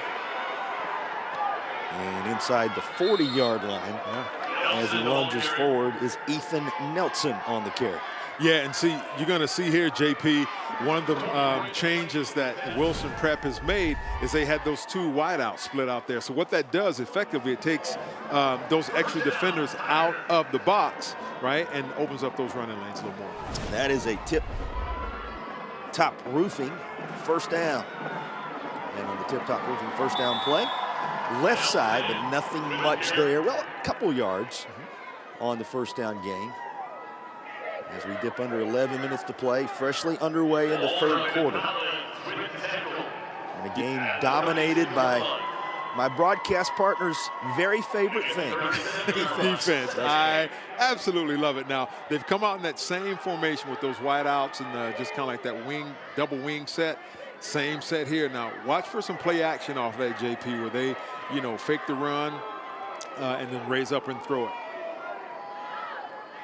And remember, coach's kid, the leading target and leading receiver back from a year ago, one of the key weapons. And there were a couple of plays there. Usher's going to keep it here, and you're going to be a little closer to the marker, about 4.5 yards away now with third down coming. But worth reminding everybody, there were a couple of times in that first half that they dialed up a passing play that was there for the taking, just didn't quite make the connection. And some of the largest gains in this game on both sides have been of the passing variety. Yep, here they come, same set. This time going to keep it on the ground. And not much there, but here's a flag. There's number 54, Kellen Inslee, who just went off the field hurt. He's the one in the backfield making that tackle. Good to see him back. Here's the call. Offense.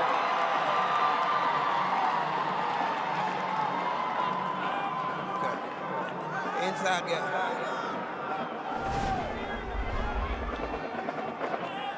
Hold it. Offense.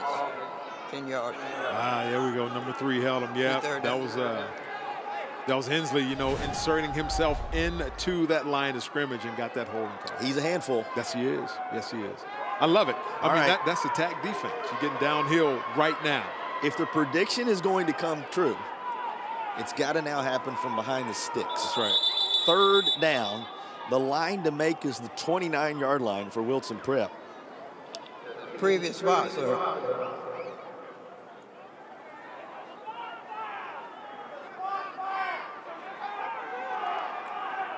Well, a little bit of discussion with. Sounds like Coach Ford is saying there's a spot foul, so you're going to mark it off from the spot of the foul, but I'm not sure if that is truly the discussion. And on the other side, they say, what's all the holdup? We're ready to run our third down play. And they end up sitting this at the 43.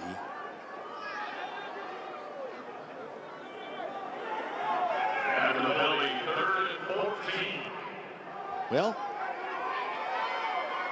now they're going to march him a little further back. Looked like it was going to be set up for a 3rd and 14. I was going to make the comment.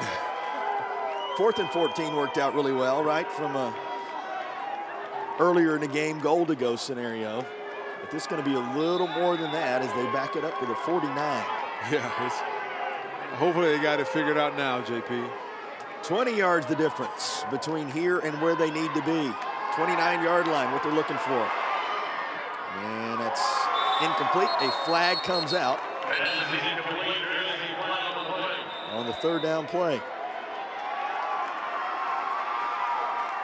Looks like the indication is holding by the side judge here. Holding. Offense. 10 yards. 3rd down. Well, I'd probably want to decline that, but it's a matter of whether you want the yardage or the downs at this point, right? Right. Here's another look at it. Yeah, look right on. And once again, number 54,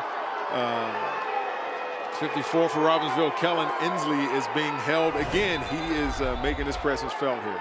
Been a disruptor of this scripted drive to open the 3rd quarter. Well, it seems that Coach Ford was trying to, he declined the penalty. Get it sorted out. As you thought he might. Yeah.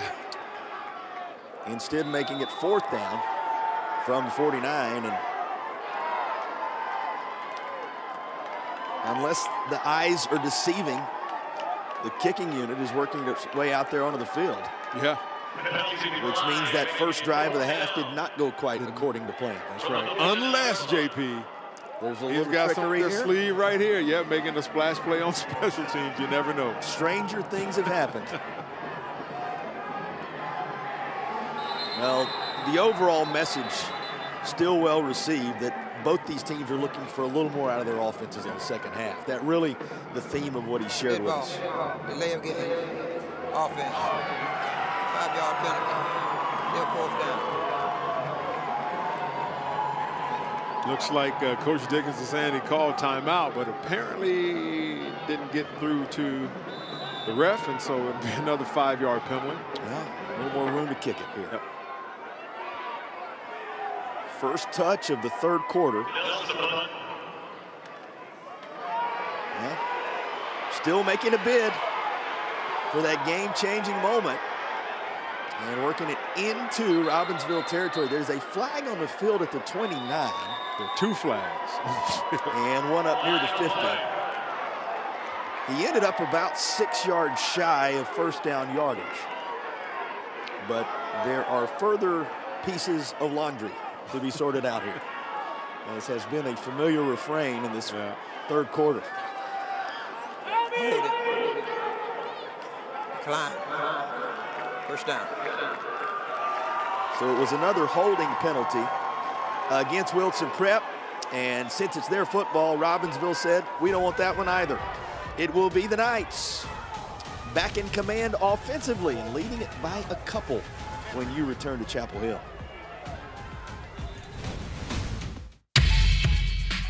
The need for officials has never been greater. Without officials, we don't have this.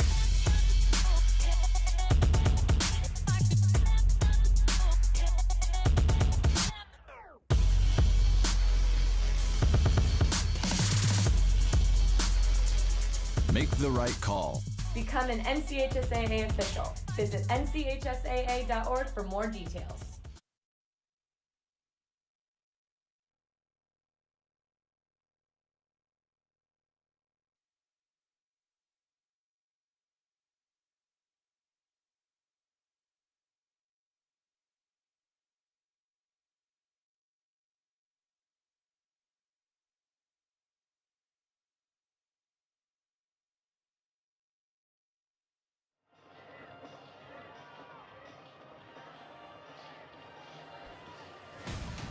We will have the Affordable Dentures and Implants Player of the Game prior to the conclusion of the contest. Use your 2025 dental benefits now. Get the smile you deserve.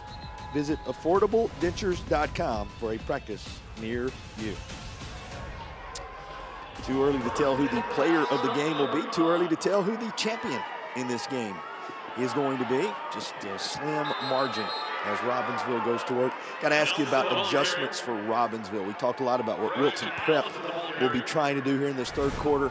How about the Knights? Yeah, I think the Knights are just going to have to remain consistent. You know, eliminate the penalties and hold on to the football. They've been in some great positions, you know, as far as in the red zone and, you know, fumble the ball. So I think it's just really taking care of the football, eating up as much of the clock as you can, because right now they're nursing a 2-point lead. Ended up giving it to Cameron Allison there. And it looks like it's going to be a false start. Dead ball. False start. Offense. 5-yard penalty. Now, both these coaches Second down. made aware now, you got to execute these situations to perfection here in the state championship environment. And second down from behind the sticks is coming. Yeah, it's got to be frustrating. You know, you played such a good game, and, you know, it's the little mistakes, little middle mistakes that happened. And once again, you know, for Robinsville, they're playing with two of their starters down. Well, I'm going to put a little more meat on the bones of what we were talking about earlier, about the difference in this contest and the scoring in the playoffs. Think about the last, let's just take the last 5 games, dating back beyond that for Robinsville. 61-0 against Rosman, 54-7 against Cherokee, 56-7 against Andrews, 54-7 against East Columbus, 41-7 against South Davidson. 8 on the board. Yeah. Flip over to the other side. 70-0 against North Edgecombe. Southeast Collegiate, that was a 64-40 game for Wilson Prep. Then against Kent Pride, 42-16. Then Northside Pinetown, 52-22. There are 6 on the board for the Tigers. Think about the 2 journeys and paths to this point where they're both averaging over 50 per contest, and they have combined for 14 points in the contest. Yeah, once again, JP, my heart is overwhelmed with joy because I love the defensive, you know, gamesmanship. You are telling me it's music to your ears. It's music to my, I love it. I love these knockdown, drag out heavyweight fights. I absolutely love it. I think it's a reminder too that in the state championship environment, as Robinsville is set to kick it away, you just never know what it's going to take to win the title. Sometimes you have to win it differently than you've been winning along the way. That seems to be the case tonight for these 2. It is blown dead at the 28-yard line. That is where Wilson Prep will take over. So it's the Tigers' turn. Down a couple with 6:40 to go in the third. What did you see on the opening drive of the third quarter for both teams? Well, I saw Wilson Prep attempting to do what Coach Dickens said. We're going to score this opening drive on that fake punt for 4th and 25, something like that. And it was just about 6 yards short. So if they did it they ran that in the middle of the field, I can see right now this is going to be a knockdown, drag out. They're going to pull out all the stops here, JP. Yeah, went for 19 on a need of 26 basis. Here is Usher up across the 35 to the 39. You know, Usher's had his moments so far in this game, but maybe not that defining moment just yet. Yeah, not yet. You know, he's a 210-pounder, 5'11", so he's like a little bowling ball. You kind of get tired of hitting that, JP, as the game progresses. But I'm sure we're going to get a steady dose. They've been doing it all year. This is what got them here. And they're going to continue to do it. He rushes for a first down here. Yep. Another dose of Usher. For more on the ball carrier for Wilson Prep, let's check in again with Madison. Well, his head coach calls him a warrior. He is playing on an injury, guys, that he didn't even know he had. Back in week 1 against Clayton, he broke his foot and didn't even realize it. About a week ago, after a bout of turf toe, he got it x-rayed, and the doctor told him, dude, your foot's broken. But even so, he's still rushed for nearly 1,900 yards coming to this game so far this season. Just a remarkable story. Think on that, E. Yeah. Broken foot, you're unaware, you know something's not quite right. I'll just almost rush for 2,000 yards. A remarkable season for a young man who's given his team everything. Yeah, and you carry that attitude and mentality into life, he's going to be successful no matter what he does. And so kudos to that young fella. And for the training staff, you know, to diagnose that and to keep him out there playing. Bounced oh, boy. right into things. There's a ball on the turf. It appeared to be fumbled. And they're trying to unfurl the pile. It appears that the Tigers have it. Whew. And you know, something I noticed during warm-ups with the football, he was carrying it a little bit loose, a little bit low, and here he's just trying to make something happen, right? Fatigue is setting in, and there's, I couldn't see the number, looks like number 33, that would be Christian Kohler to punch that ball out. Talked to that young man's parents before the game, and they said it's pronounced Kohler. And so Kohler gets his moment there with causing that fumble. Good stuff. And Nelson, by the way, going to owe somebody on that offensive line That's for right. coming on the scene and taking care of business on the recovery. Third down. A long 2. Comes near side, and that appears to be enough. It is. In fact, he's going to have about a yard or so more than he needed as the ball was carried by Vines. Remember, Vines had the touchdown reception a little earlier in the contest, and here he comes away with the first down carry. That's a tip-top roofing first down. Yep, sorry about that, JP. And they've been running that power set all night. And if you remember, on the touchdown to Vines, this is the exact set, and he was lined up at tight end that they scored on in the first half. It's all good. I was just going to tell you about tip-top roofing. That's all. He's looking for about half of what he needs for another tip-top roofing first down. Tip-top roofing, faith, family, football, roofing. Check them out. That's tip-top roofing sponsoring our first downs in this game. You know, it's a fitting sponsorship because both these coaches have talked about what a family their teams have become across the course of the year. You got one sideline in which there's some family connections that are evident, and both these teams having become just that across the course of the year. How about this? Blown up by that Robinsville front, and you know him by now. Yes, sir, Mr. Kellen. I love the big, you see the little shimmy that he gave, JP? Man, that's one of the little pretty boy, one of the running backs or something like that. That's their shimmy.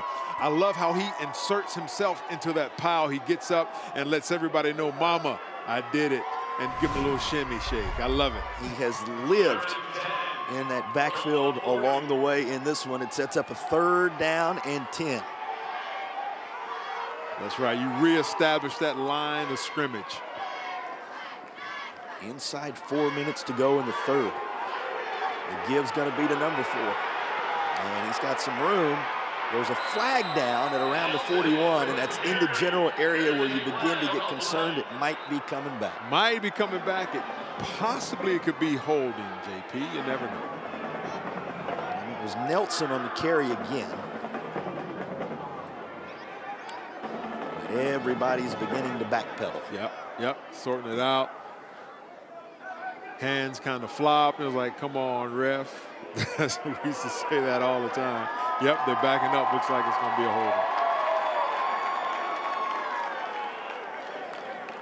holding. Holding. Offense. Repeat 3rd down. Yep, hard to see where we are. But that's that pursuit. Oh, yep, there it is right there. Yep, looks like number 3. Held him a bit just to give him that corner. Trying to make some room. Makes it 3rd down, country mile here. They need the 30 to move the chains. Everybody rushing near side. One man to seal off. They will.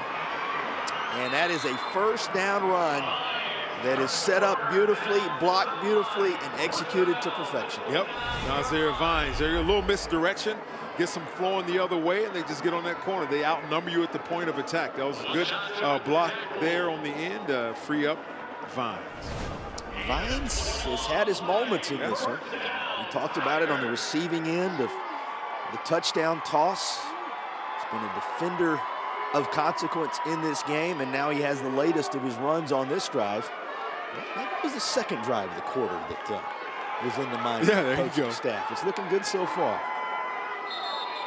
Vines throwing his name in the hat for player of the game, JP. Just saying.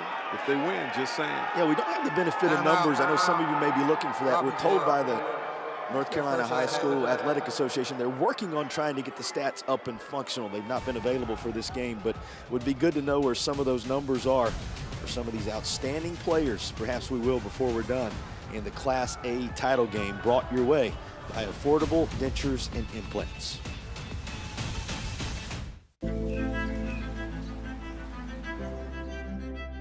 Every first day needs someone who believes in all the days that follow. First practice, first breakthrough, first business plan.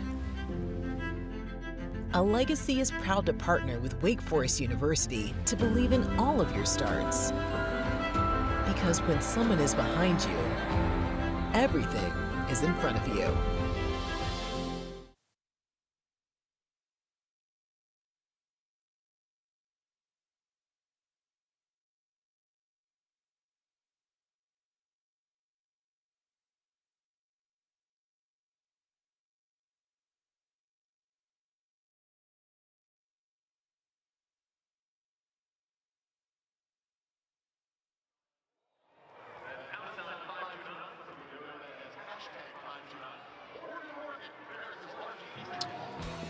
We will select our Legacy Federal Credit Union play of the game prior to the conclusion of tonight's contest. The play of the game brought your way by Legacy Federal Credit Union. Legacy in Wake Forest, we believe.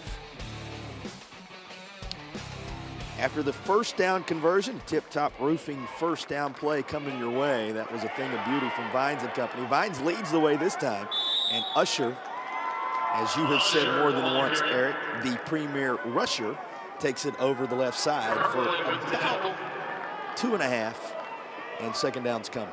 Yeah, it looks like a little counter they ran there and pulled those three lined up in the wing and just tried to lead them up through. But once again, that team pursuit by Robinsville has proven them well this night, JP.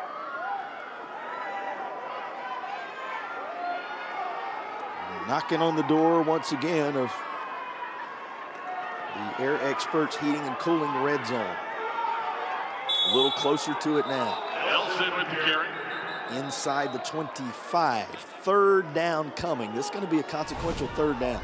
Yeah, it looks like once again ran that little counter and good pursuit by that defense, and they're just flying around. Looks like the ball came out, but he may have been down at the time. Number 55 there, Kason Buchanan, fighting for the loose football, but turns out he was down. JP brings up about a 3rd and 5. Yeah, Nelson happy again after the last time around for sure. They are going to call it third down. Long forward, you're right at 5 yards.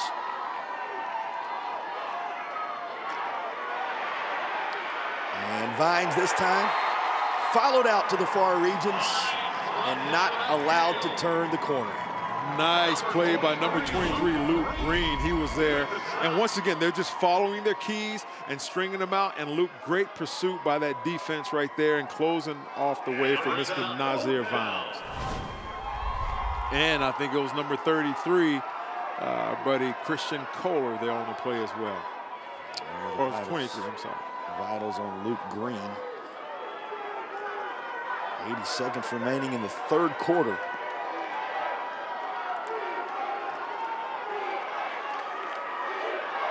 Robinsville defense stiffening to the tune of a 4th down and 7. Timeout. Tigers. Dead ball. Delay of game. Offense. Well, 5-yard penalty. one official had awarded the timeout on the far side.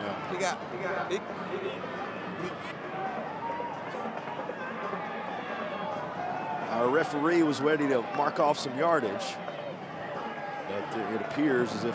Timeout. There we go. It appears as if word has made its way from one side of the field to the other, and timeout is granted, so there will be no penalty yards. It's going to be a 4th and 7 Take us inside the huddle here for Wilson Prep. Yeah, first of all, the ref kind of chuckled at himself, right? He's like, yeah, sorry. It happens. You know, Wilson Prep, wow, JP, I mean, they've been playing such a strong game. You got to take a shot. I mean, I think, you know, in that power set, you know, Coach may be saying, listen, they're flowing, and you can use that against them. You know, get them flowing one way and hit that just on the touchdown to Vines there in the first half. Get them flowing and hit them backside. But you're going to have to capitalize here, right? Not sure if you get more chances the rest of this game. If you like precedent and you want history from an encouragement standpoint, it was a 4th down from the 14-yard line on which a touchdown was scored earlier in the contest. Right. It's a 4th down here. They don't need quite as much, just the 19-yard line to move the chains. Yeah.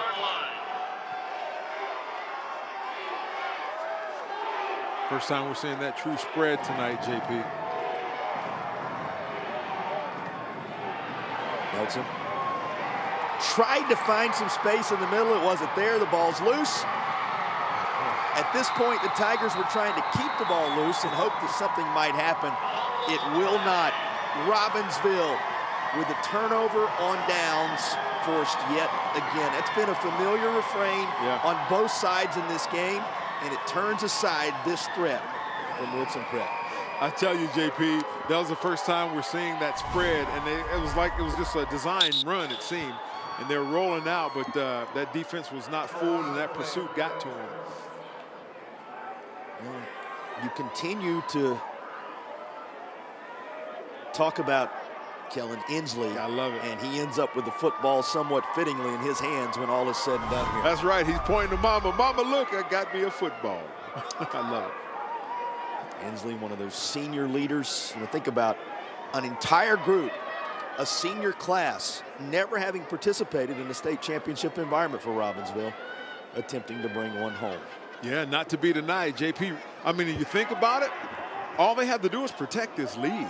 I mean, if they keep playing that solid defense led by that young man, number 54, Inslee, hey, you never know, JP, but, man, you know, points are hard to come by, as you mentioned earlier, that both averaging over 50 points in the last couple of games, and now 14 points between the both of them. 54 on the other side. Kennedy was a little shaken up on that last play. They tend to him. The standout freshman appears to be all right, which is a good sign. Yeah, it is, JP. And once again, they're making memories every single second of this game. And, of course, you want to come out on top, but there can only be one state champion in 1A. Just over a quarter to settle who that is going to be. Inside the final minute of the third. Robinsville takes over on downs. Finds a corner up across the 40. And Allison is finally run out of bounds near the marker at the 44-yard line.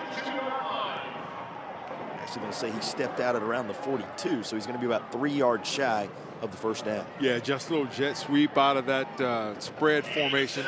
And I tell you, we may not see the ball thrown a whole lot more to try and keep that clock running if you're Robinsville, but keep eating away at those yards up, try and get that first down to keep the clock running.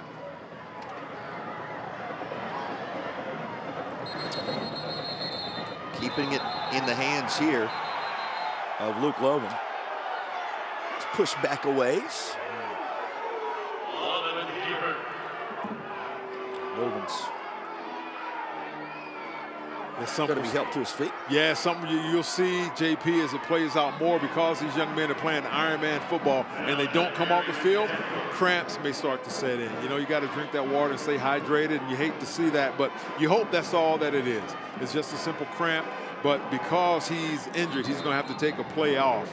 And, you know, well, maybe not unless they call timeout, but it seems he's going to have to come off the field. Well, you see he's struggling just a little bit as he comes toward the sideline here. Yeah. Try, as you said, to take care of that first of all responsibilities. And here's Braylon Blevins. Blevins, the 10th grader, into the contest now.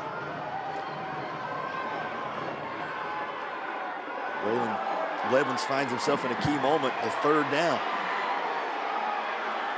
A lot of finger pointing. A lot of play runs, and guess who? Same guy who had the touchdown and the two-point conversion earlier. They go back to Isaac Collins, and it moves the chains. Now, JP, of all the penalties that have been called today, here you have everybody moving. You have the defense that may have stepped into the neutral zone, and then you got the offensive lineman sitting out pointing, and no penalty is called. Well, here you go. First down. May end up being the final play of the third quarter. It is. 4 fingers in the air for Robinsville as they pursue title number 15 and the first since 2019. Can Wilson Prep come from behind in their first ever trip to the state championship environment and claim the crown? We'll find out on the other side of the break. Fourth quarter coming up in the Class A title bout presented by Affordable Dentures and Implants.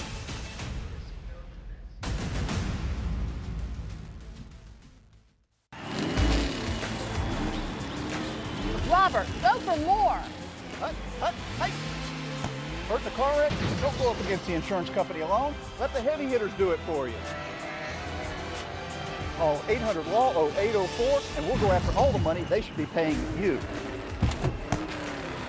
Stay out of the courtroom and get into the end zone. Call the heavy hitters. We're attorneys Tatum and Atkinson. Call the heavy hitters. They'll work to get you more. 1-800-LAW-0804. Have you been quoted for trench drain system to fix water intrusion? Before you compromise your foundation, talk to Foundation Solutions. We provide a more efficient, more cost-effective way to keep your basement dry. With 30 years of experience in Western North Carolina, we bring guaranteed work, financing options, and real peace of mind. Visit foundationswnc.com or call 828-768-2208.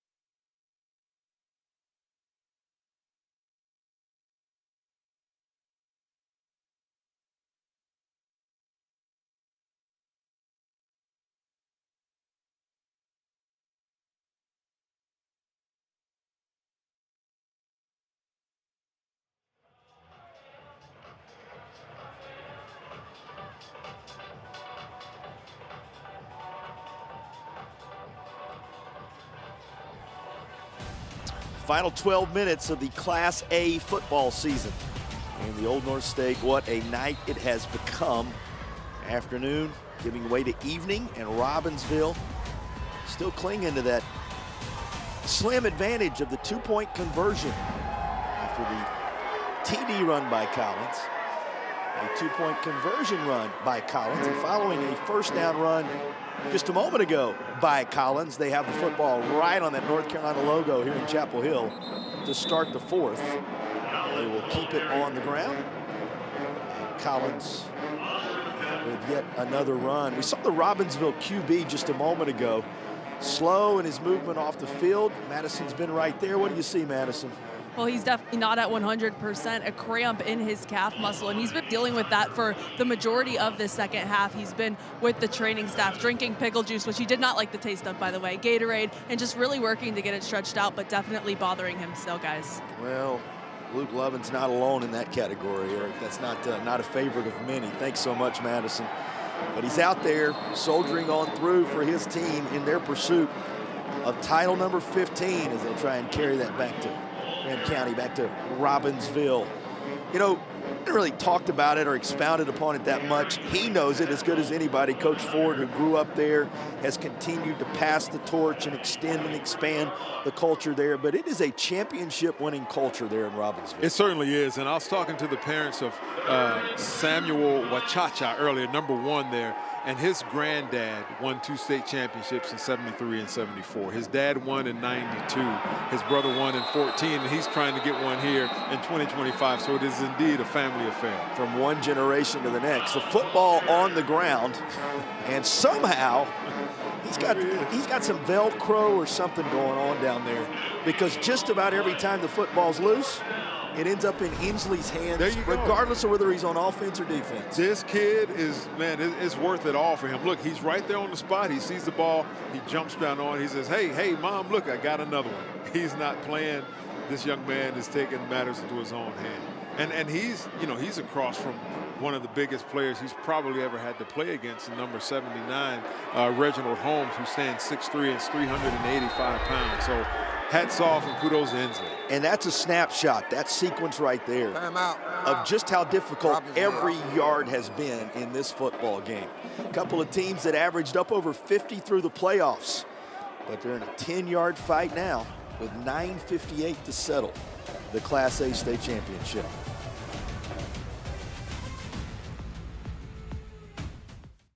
Storms can come up fast, and your roof is your home's first line of defense. Tip Top Roofing is fully licensed, insured, and trusted by homeowners, HOAs, and real estate professionals. From the smallest repairs to the largest residential replacements, we handle it all, including gutters and siding. As a CertainTeed Select Shingle Master, we offer up to 25 years of workmanship coverage and a lifetime materials warranty. Ask about our senior and veteran discounts and schedule your free inspection today at tiptoproofing.net.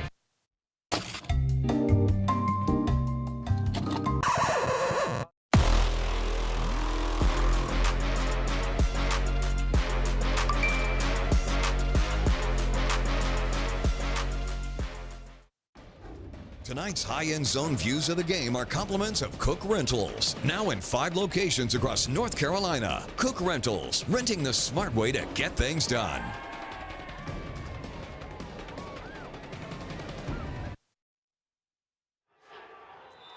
Culminates in a 4th and 2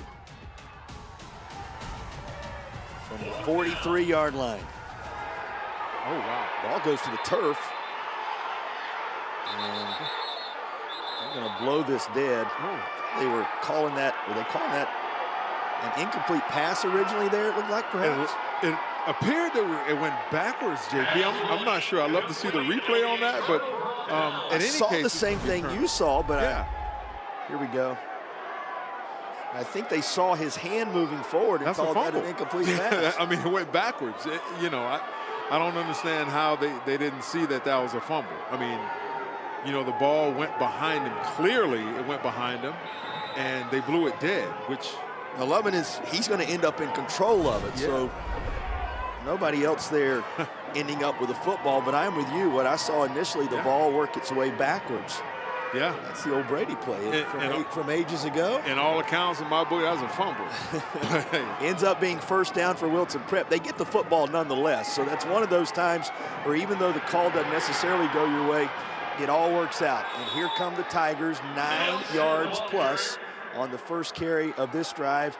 Can they get something going in the early stages of the 4th? Think about the journey for this group.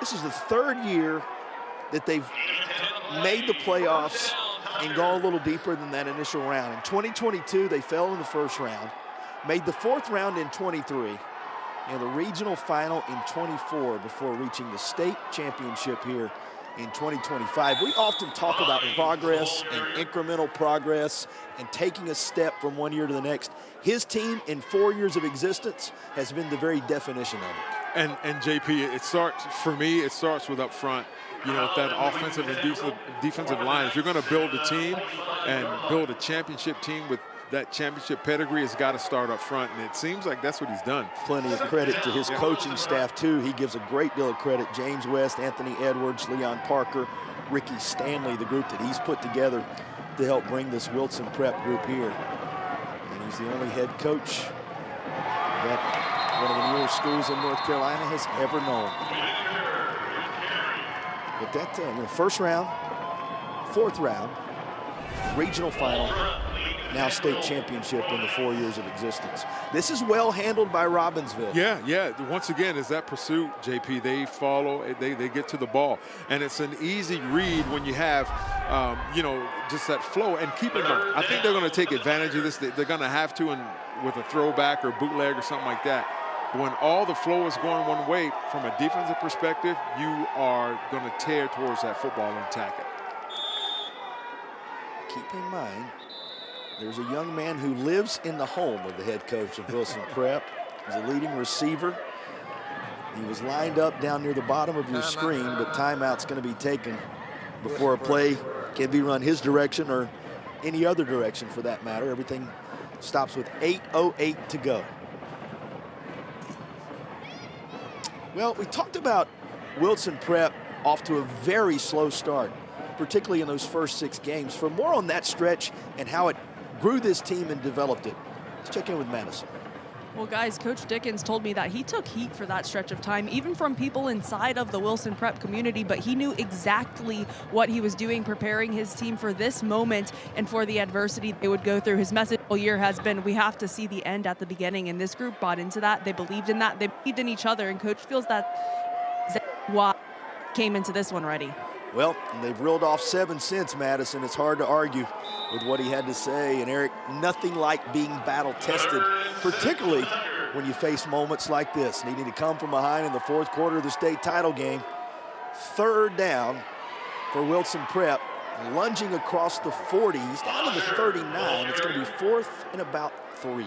Yeah, and part of doing that, JP, is there's no panic. So when you're in this situation now, you're not going to panic. You don't see any panic from them. You know, you just see a slow, methodical beating of that same drum. There's Usher once again, and I'm sure he's going to get it again and try and get these 2 or 3 yards to get that first down. Usher, everybody in the building knowing he would have it. Yep. Everybody for Robinsville plugging the holes to keep him from falling forward. He is turned aside, and Wilson Prep is turned aside as Robinsville has come up with yet another defensive Did I see number 54 at the bottom of that pile, JP? That young man right there, Inslee, is all over the place on both sides of the ball. He's coming out, he's getting up, pumping his chest. He's giving it all he's got. He may have hit the ground, then found the ball carrier's legs. Right. Wrapped him up and put a nice bow on top as it is 1st down Robinsville. Knights coming away with yet another defensive stop, yet another 4th down turn aside. How many times has a Wilson Prep drive ended in Robinsville territory on a turnover on downs? At the latest outcome. And now the Knights with designs on title number 15. Go to work from inside their own territory with 7.5 to play. Yep, that was Luke Green just on an ISO up the middle, led by big Isaac Collins. You know, and I'm sure we're going to get a steady dose as we see, while he's a warrior, Lovin there just kind of limping, favoring that I guess that leg that you know, he keeps getting a cramp in, but he's not coming out of the game, JP. 7 minutes to go in an old school defensive struggle here in the Old North State. Happy you've joined us here in Chapel Hill for our broadcast of the state championship contest. Robinsville moves the chains. Here is the Tatum and Atkinson 1st down run. It's the hero of the night thus far, Collins, who gets it done. That's right. Big fella's stumbling, bumbling, rumbling, as Chris Berman likes to say. Just a dive off the just off the tackle there. Enough for the 1st down. Remember, Robinsville doing this almost for the entirety of this contest without Kaizek Tisateski. Yeah. He went out very early. For those of you who maybe are just joining us and you say, wait a minute, I wanted to see number 5. Where's that premier back? It's been dose after dose of 7. It's been the surrounding cast. Guys like the one you're seeing here, Cameron Allison, who have filled in the gaps because they lost their premier playmaker after providing what at the time was the biggest play in the football game. Yeah. He was gone, has not been back, yet this group has rallied like the family that Coach Ford said they are, and now they're trying to put themselves in a position to salt away what would be the latest title. Yeah, on that last play, that last tackle, though, we saw Nelson, number 4 for Wilson Prep, kind of get up kind of slow, favoring one shoulder or his hand, but he was telling the ref, no, I'm good. I'm not coming out of this. Not now. He's like, not now. He said, I can rest tonight after this. Got 5.5 minutes, but he's going to give it all he's got. First ever meeting between these two. Key 3rd down coming your way. And the Tigers stand tall, make it 4th down. and a long 5. Well, we've talked about his impact offensively. Look who steps up and makes a play defensively. Yeah. And it looks like that last play that Robinsville tried to catch Wilson Prep with 12 men on the field. I guess the big fella got off in time, but the coaches were standing there saying, hey, wait a minute. We caught him. Wilson Prep set to get the football back with under 5 to play. Still down just 2. Here's a little trickery. There will be no kick. There will be no trick. That was snuffed out quickly. How about the pursuit to get the job done by Perry here? By Perry, you gotta love it. And, you know, pulling out all stops, big play on special teams. Look at the speed. Look at the pursuit. Just as Robinsville thought they had him, he ran him down from the backside. That young man is excited. Big 5-0, not fooled, and it is Wilson Prep football at the 49-yard line. How big was that play, JP? How big was that? I think that's called a turnover on downs. That's right. We've seen that more than once on both sides along the way in this one. It has been one of the familiar refrains, as has smothering defense. Which offense will break through? Well, here is Usher, far side, and he's out of bounds at the 36. There's Wilson Prep on the move again. A little slow to get up this time is Usher. That's always concerning. That's right. Once again, the drop back and that spread, but it looks like it was designed run from the beginning. Not sure what he was trying to hurdle or jump or whatever, but good job by that young fella. Good tackle by number 21. The lone touchdown tonight, as you see Usher's vitals, after the Tatum and Atkinson first down. The heavy hitters, he certainly took one there. First down play, and we'll get back to that thought. Usher looking downfield, and that's going to one-hop his intended target incomplete. Was just about to say, the lone touchdown tonight for Wilson Prep, at the time book a scoreless tie, was a 4th down and goal from the 14-yard line, in which they found Vines in the corner of the end zone. Can they add something further here with 4 and change to play? For teams that have been so prolific offensively throughout the year, throughout these playoff runs, stingy defenses have ruled the Class A environment. And it's, again, sent in the direction of Brandon Bruno, but once more incomplete. Yeah, and the reads are there, JP. Remember at the top of the broadcast we talked about they've only thrown 71 passes for the entire year, but they're going to have to mix some of that in now. The receivers are open, they're just not accustomed to it. And you see the heaving of Usher right now. He's on the sideline, he's tired. And when you're not accustomed to throwing, but you're having to throw, man, it takes a toll on you. And just the timing and everything with the routes as well is throwing them off a little bit. But once again, kudos to the coaching staff. They're mixing it up. Sense of urgency certainly there. And you can sense it. Trying to find some room, make 4th down manageable. Ethan Nelson, positive gain, but he is met by 76. Daniels was right where he needed to be. Yeah, 6'5", 260, young fella. He kept his feet moving, pursued the football, and everybody's rallying to the football, JP. And for both of these teams, both defenses are sprinting to the ball and rallying there. And that's going to be the difference in the game right here. This 4th down, what's going to happen? You know, they've been running the spread, which takes more people out of the box, which opens up those running lanes more. But when fatigue sets in, Dane Daniels steps up, stops the 3rd down play. Wilson Prep will call timeout ahead of the 4th down play. Consequential moment in the football game. Maybe the decisive moment in the football game. Coming up on the other side of this break.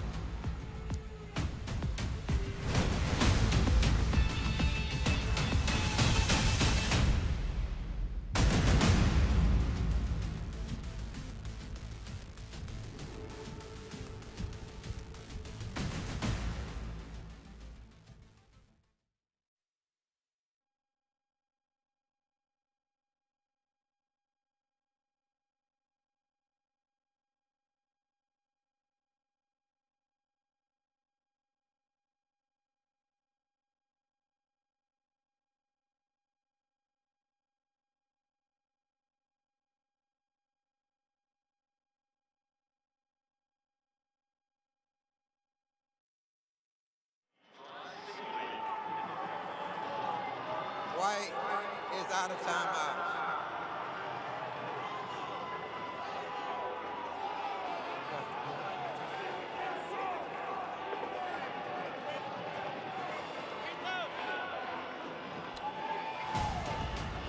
In a first ever trip to the state championship, Wilson Prep trails by a 2-point conversion. The Tigers just burned their final timeout with 3:27 to play. That speaks to the importance of this 4th down. You need the 26 to move the chains. Here's pressure, able to get away and make it past the marker to keep hope and the drive alive when you need your playmakers. Here is young Mr. Usher. There you go, JP, getting that empty set, right? It takes all the defenders out of the box, and you're left with him. And they had him there dead to rights, but they just couldn't make the tackle. And, yep, he rumbles for that 1st down. Breaks a couple of tackles along the way. Trayvon Usher keeps hope alive. He places them in the Air Experts heating and cooling red zone with this 1st down run. The Air Experts heating and cooling red zone opportunity of the night for Wilson Prep. Schedule your tune-up. You can do it today at airexperts.com. Can they come away with a decisive drive? Toss, incomplete. Wow. Well, the reaction of the receiver tells you everything you need to know. Yeah, hit him right in the hands, JP. Got to make those plays in a game like, in a game like this where scoring is a premium. Hit him right in the chest. Taquan Whitaker, who's made some great plays tonight. You said it. The passing moments, they've been there for the Tigers. And aside from the touchdown in the corner, on 4th and goal from the 14, the connections have been somewhat hard to come by. 3:12 to go here. Again, no timeouts. So this is the drive right now for Wilson Prep. There you go. Usher sees all kind of open real estate far side. He gets to the 5 and is tripped up at the 3-yard line. Yep, by Collins. And JP, they started to figure it out. Run empty set. Get those extra defenders out of the box. Force them to cover, and you're going to have green grass in front of you. Good tackle by Collins. What an open field tackle by the guy who has been the offensive hero tonight for Robinsville, who, if they can hold Wilson Prep out of the end zone, may be one of the defensive heroes as well. Tatum and Atkinson 1st down inside the 5. Inside 3 minutes to play. Yeah, and see now, Too JP. many bodies stacked up in the middle. Yeah, sorry about that. And when they run that power set, everybody's in the box. And so you're trying to, fit that square peg to a round hole, and it's just not working. You keep them spread out, and that's going to get you in the end zone. Harder and harder to do the closer you get to that goal line. That's right. 2:22 and ticking downward to go. That's right, but you still have to respect them. That's why you line them up out there. You have to, respect from a defensive perspective. You got to cover them. But now you got 11 men in the box right there, so it's either going to be that the power left or power right.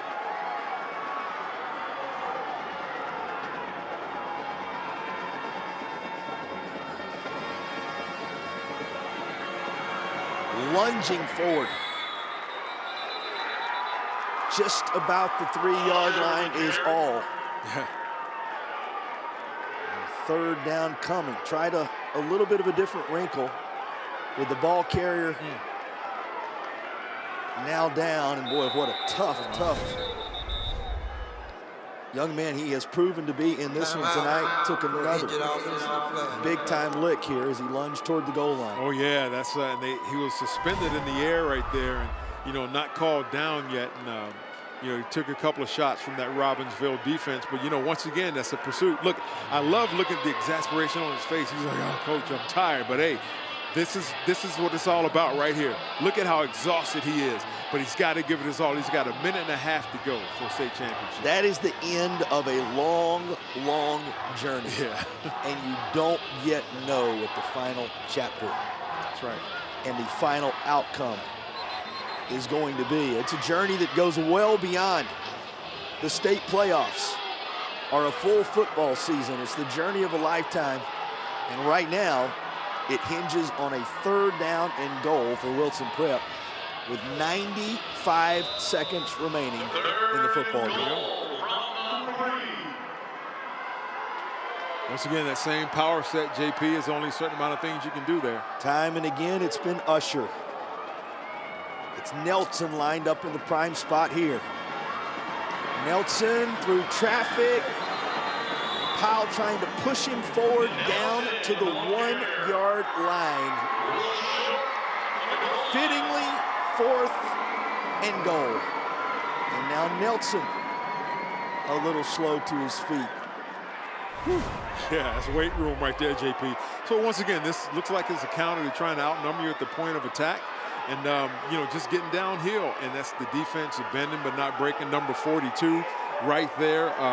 Waldrop is in the bottom of that pile. And so here we go, JP. 4th and goal, 45 seconds to play. It certainly seems for the state championship. They got to go. 3 seconds on the play clock, JP. They may not get it off. And no timeouts. That was huge. And a flag that will back Wilson Prep up just a bit further. Wow, JP, that was huge. Yeah, the play clock was running down. They've been having those issues all game. Delay of game. Offense. Remember, the Tigers used their final timeout to set up the 4th down conversion earlier on this drive. They need a 4th down conversion here. A team that's only score in the football game came on 4th and goal from the 14. Has its state championship hopes hinge on 4th and goal from just outside the 5. And they're going to try a field goal, JP. First thing we've seen all game of them attempting a field goal with 10 seconds to go. A team that didn't even try the extra point after they scored, went straight to the 2-point conversion. It looks like the clock is going to run down on them again.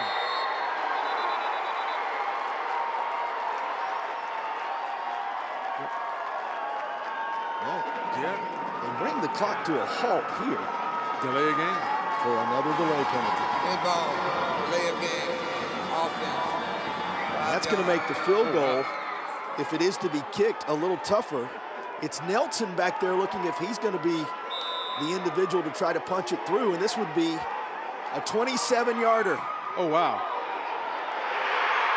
It was good. He puts it through with 20 seconds to play, giving Wilson Prep an improbable 4th quarter lead. Who would have thought, JP? They're on the 1-yard line. Wow. That may be the one thing that a half minute ago, no one in the state of North Carolina had in mind. Take a look at the threading of the needle by Ethan Nelson. And he was wheeling it home for a 9-8 advantage. That's outstanding. Hey, big-time moments require big-time players to step up and make those big plays. And he stepped up and he did it, JP. Hats off to the young man. It appeared as if there was one potential path for that football to make it airborne and through the uprights. Nelson and Wilson Prep found it.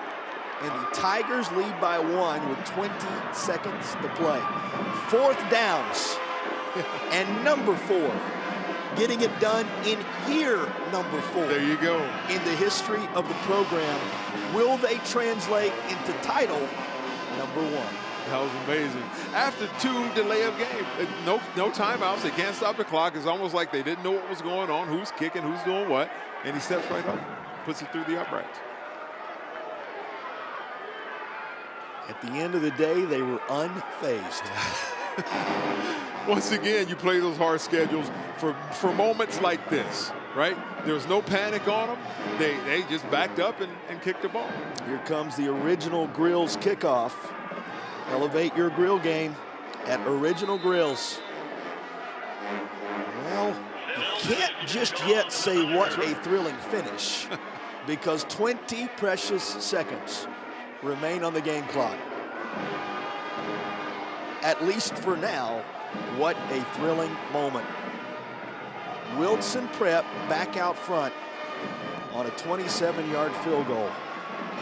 with 20 seconds to play.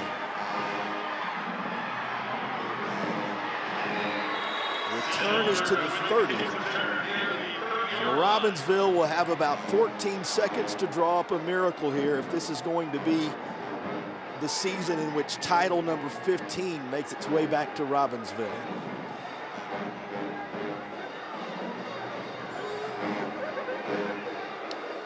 After scoring and going for 2 in the latter stages of the first half, Robinsville had led until 20 seconds to play.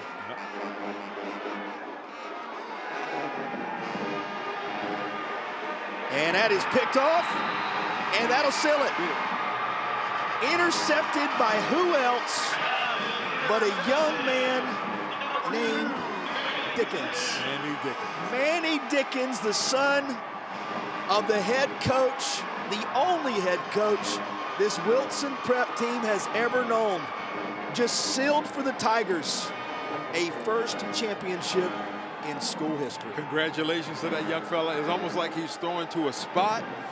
You're loving just maybe anticipating it, and a drop being out of bounds, you still get another play, but man, it was Johnny on the spot. It will, in fact, be a Dickens of a Christmas for Wilson Prep. The play call on the 4th down to go with the field goal, the play call earlier on the 4th down and goal from the 14 that put the first points in school history in a championship environment on the board, and the final play by the young man who shares his home. And Wilson Prep's Tigers has claimed the first championship in the Old North State of 2025, and the school's first, as they reign supreme in Class A in North Carolina. What a thrilling, we can now say it, what a thrilling finish to this football. That's exactly right, JP. Man, we started off this championship weekend in a phenomenal fashion. Defense ruled the day, and who would have thought a field goal would be the difference. Only one of the contest. That's right. And it ends up being the difference maker. Well, two teams that averaged 50 points plus all throughout the championship tournament. Held to single digits. And this was Ethan Nelson's kick, a 27-yarder for 4 on a day when 4th downs and number 4 stood tall. That made it 9-8 with 20 seconds to play, and it stands as our play of the game. And boy, what a just a tremendous, tremendous play call and execution. It was the moment where the initial crown for Wilson Prep was claimed. Let's go down to the field and hear from the notorious head coach of the Tigers. Well, Coach, in your 4th year as a football program, you bring home the state title. What does that mean to this school?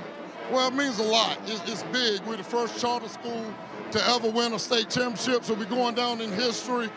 Hey, my son, Manny Dickens, last game, Trayvon Usher, Ethan Nelson, those guys stuck it out with me. I wanted to send them out with a state championship, and we got it. We got it. Well, you won that on a field goal after 2 delay of games. What was your reaction during that moment? Hey, that is our first field goal all season. We ain't tried to line up in a field goal or extra point all season, but their defense, I got to give it to them. They're a heck of a team defensively. And Ethan Nelson has been my guy, and we rode him, and I just thank God. God was with us the whole trip from the beginning of Clayton all the way here. So it's just a blessing. And then that final play, your son, Manny Dickens, in his last game with you as his coach, sealed the deal. What did that mean to you? Well, it meant a lot because Manny came off an injury right after the season. We had surgery, and he hadn't played a lot. He accepted his role. You know, you got a son that you're not even playing a lot. It was just big, but that's why we gave him the sportsmanship award, because his thing always was, Daddy, we just want to win. I don't care how we do it. And that unselfishness, that's what I've taught since he was a little baby. Well, congratulations, Coach. Thank you, appreciate it. Back to you guys. He said the whole journey had been a blessing coming into the week. Can you imagine how grateful he and the Tigers are for the journey to a Class A state championship? What a time for the first field goal of the year.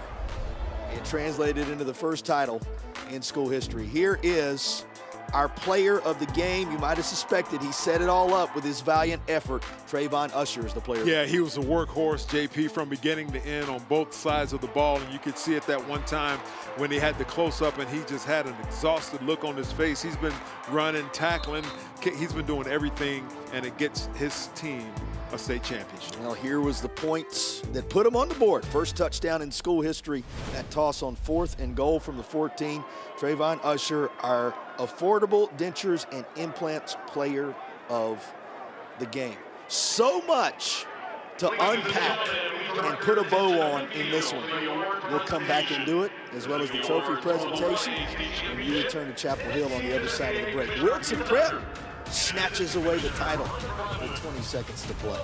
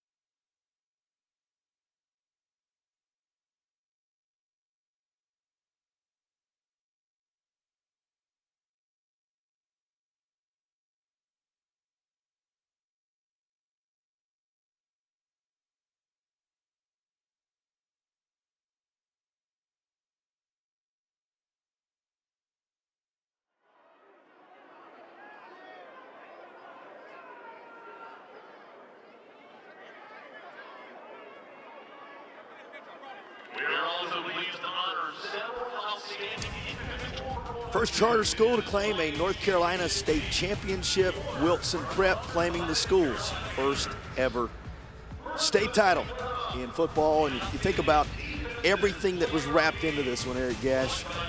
First field goal of the year. First time held in single digits anywhere along the journey. All the 4th downs they had to convert. The 4th and goal from the 14. The 4th down where they used their final timeout on the drive that ended up ending on the 4th down kick by number 4 to get the job done. It just was a tremendous, tremendous experience all the way around. Robinsville will get number 15 at some point. This is a place built for titles. 15 is coming. They were on the verge of it here. Another tremendous season for Robinsville. Certainly was. Congratulations. Hats off to them. Great community, great folks there. They live, eat, breathe, and sleep football. That's what they dream about when they come up. You know, as kids, they're playing out in the field. But congratulations to Wilson Prep. They came in with a bunch of firsts. First time here, first field goal, right? First touchdown, all of the firsts that happened. And what I love about both teams is they never panicked. You know, they maintained composure and they kept pushing. And Wilson Prep, first time you ever kicking a field goal is in the state championship, JP. You get 2 delay of game penalties, it backs you up 10 yards, and you still step up and kick it. Man, hats off to him. What do we love about football? You cannot script it. That's right. You cannot script it. Again, congratulations on an outstanding season for Robinsville. First year under a new head coach, but a guy who knows the community through and through. They will no doubt be back, and this is a team worth remembering.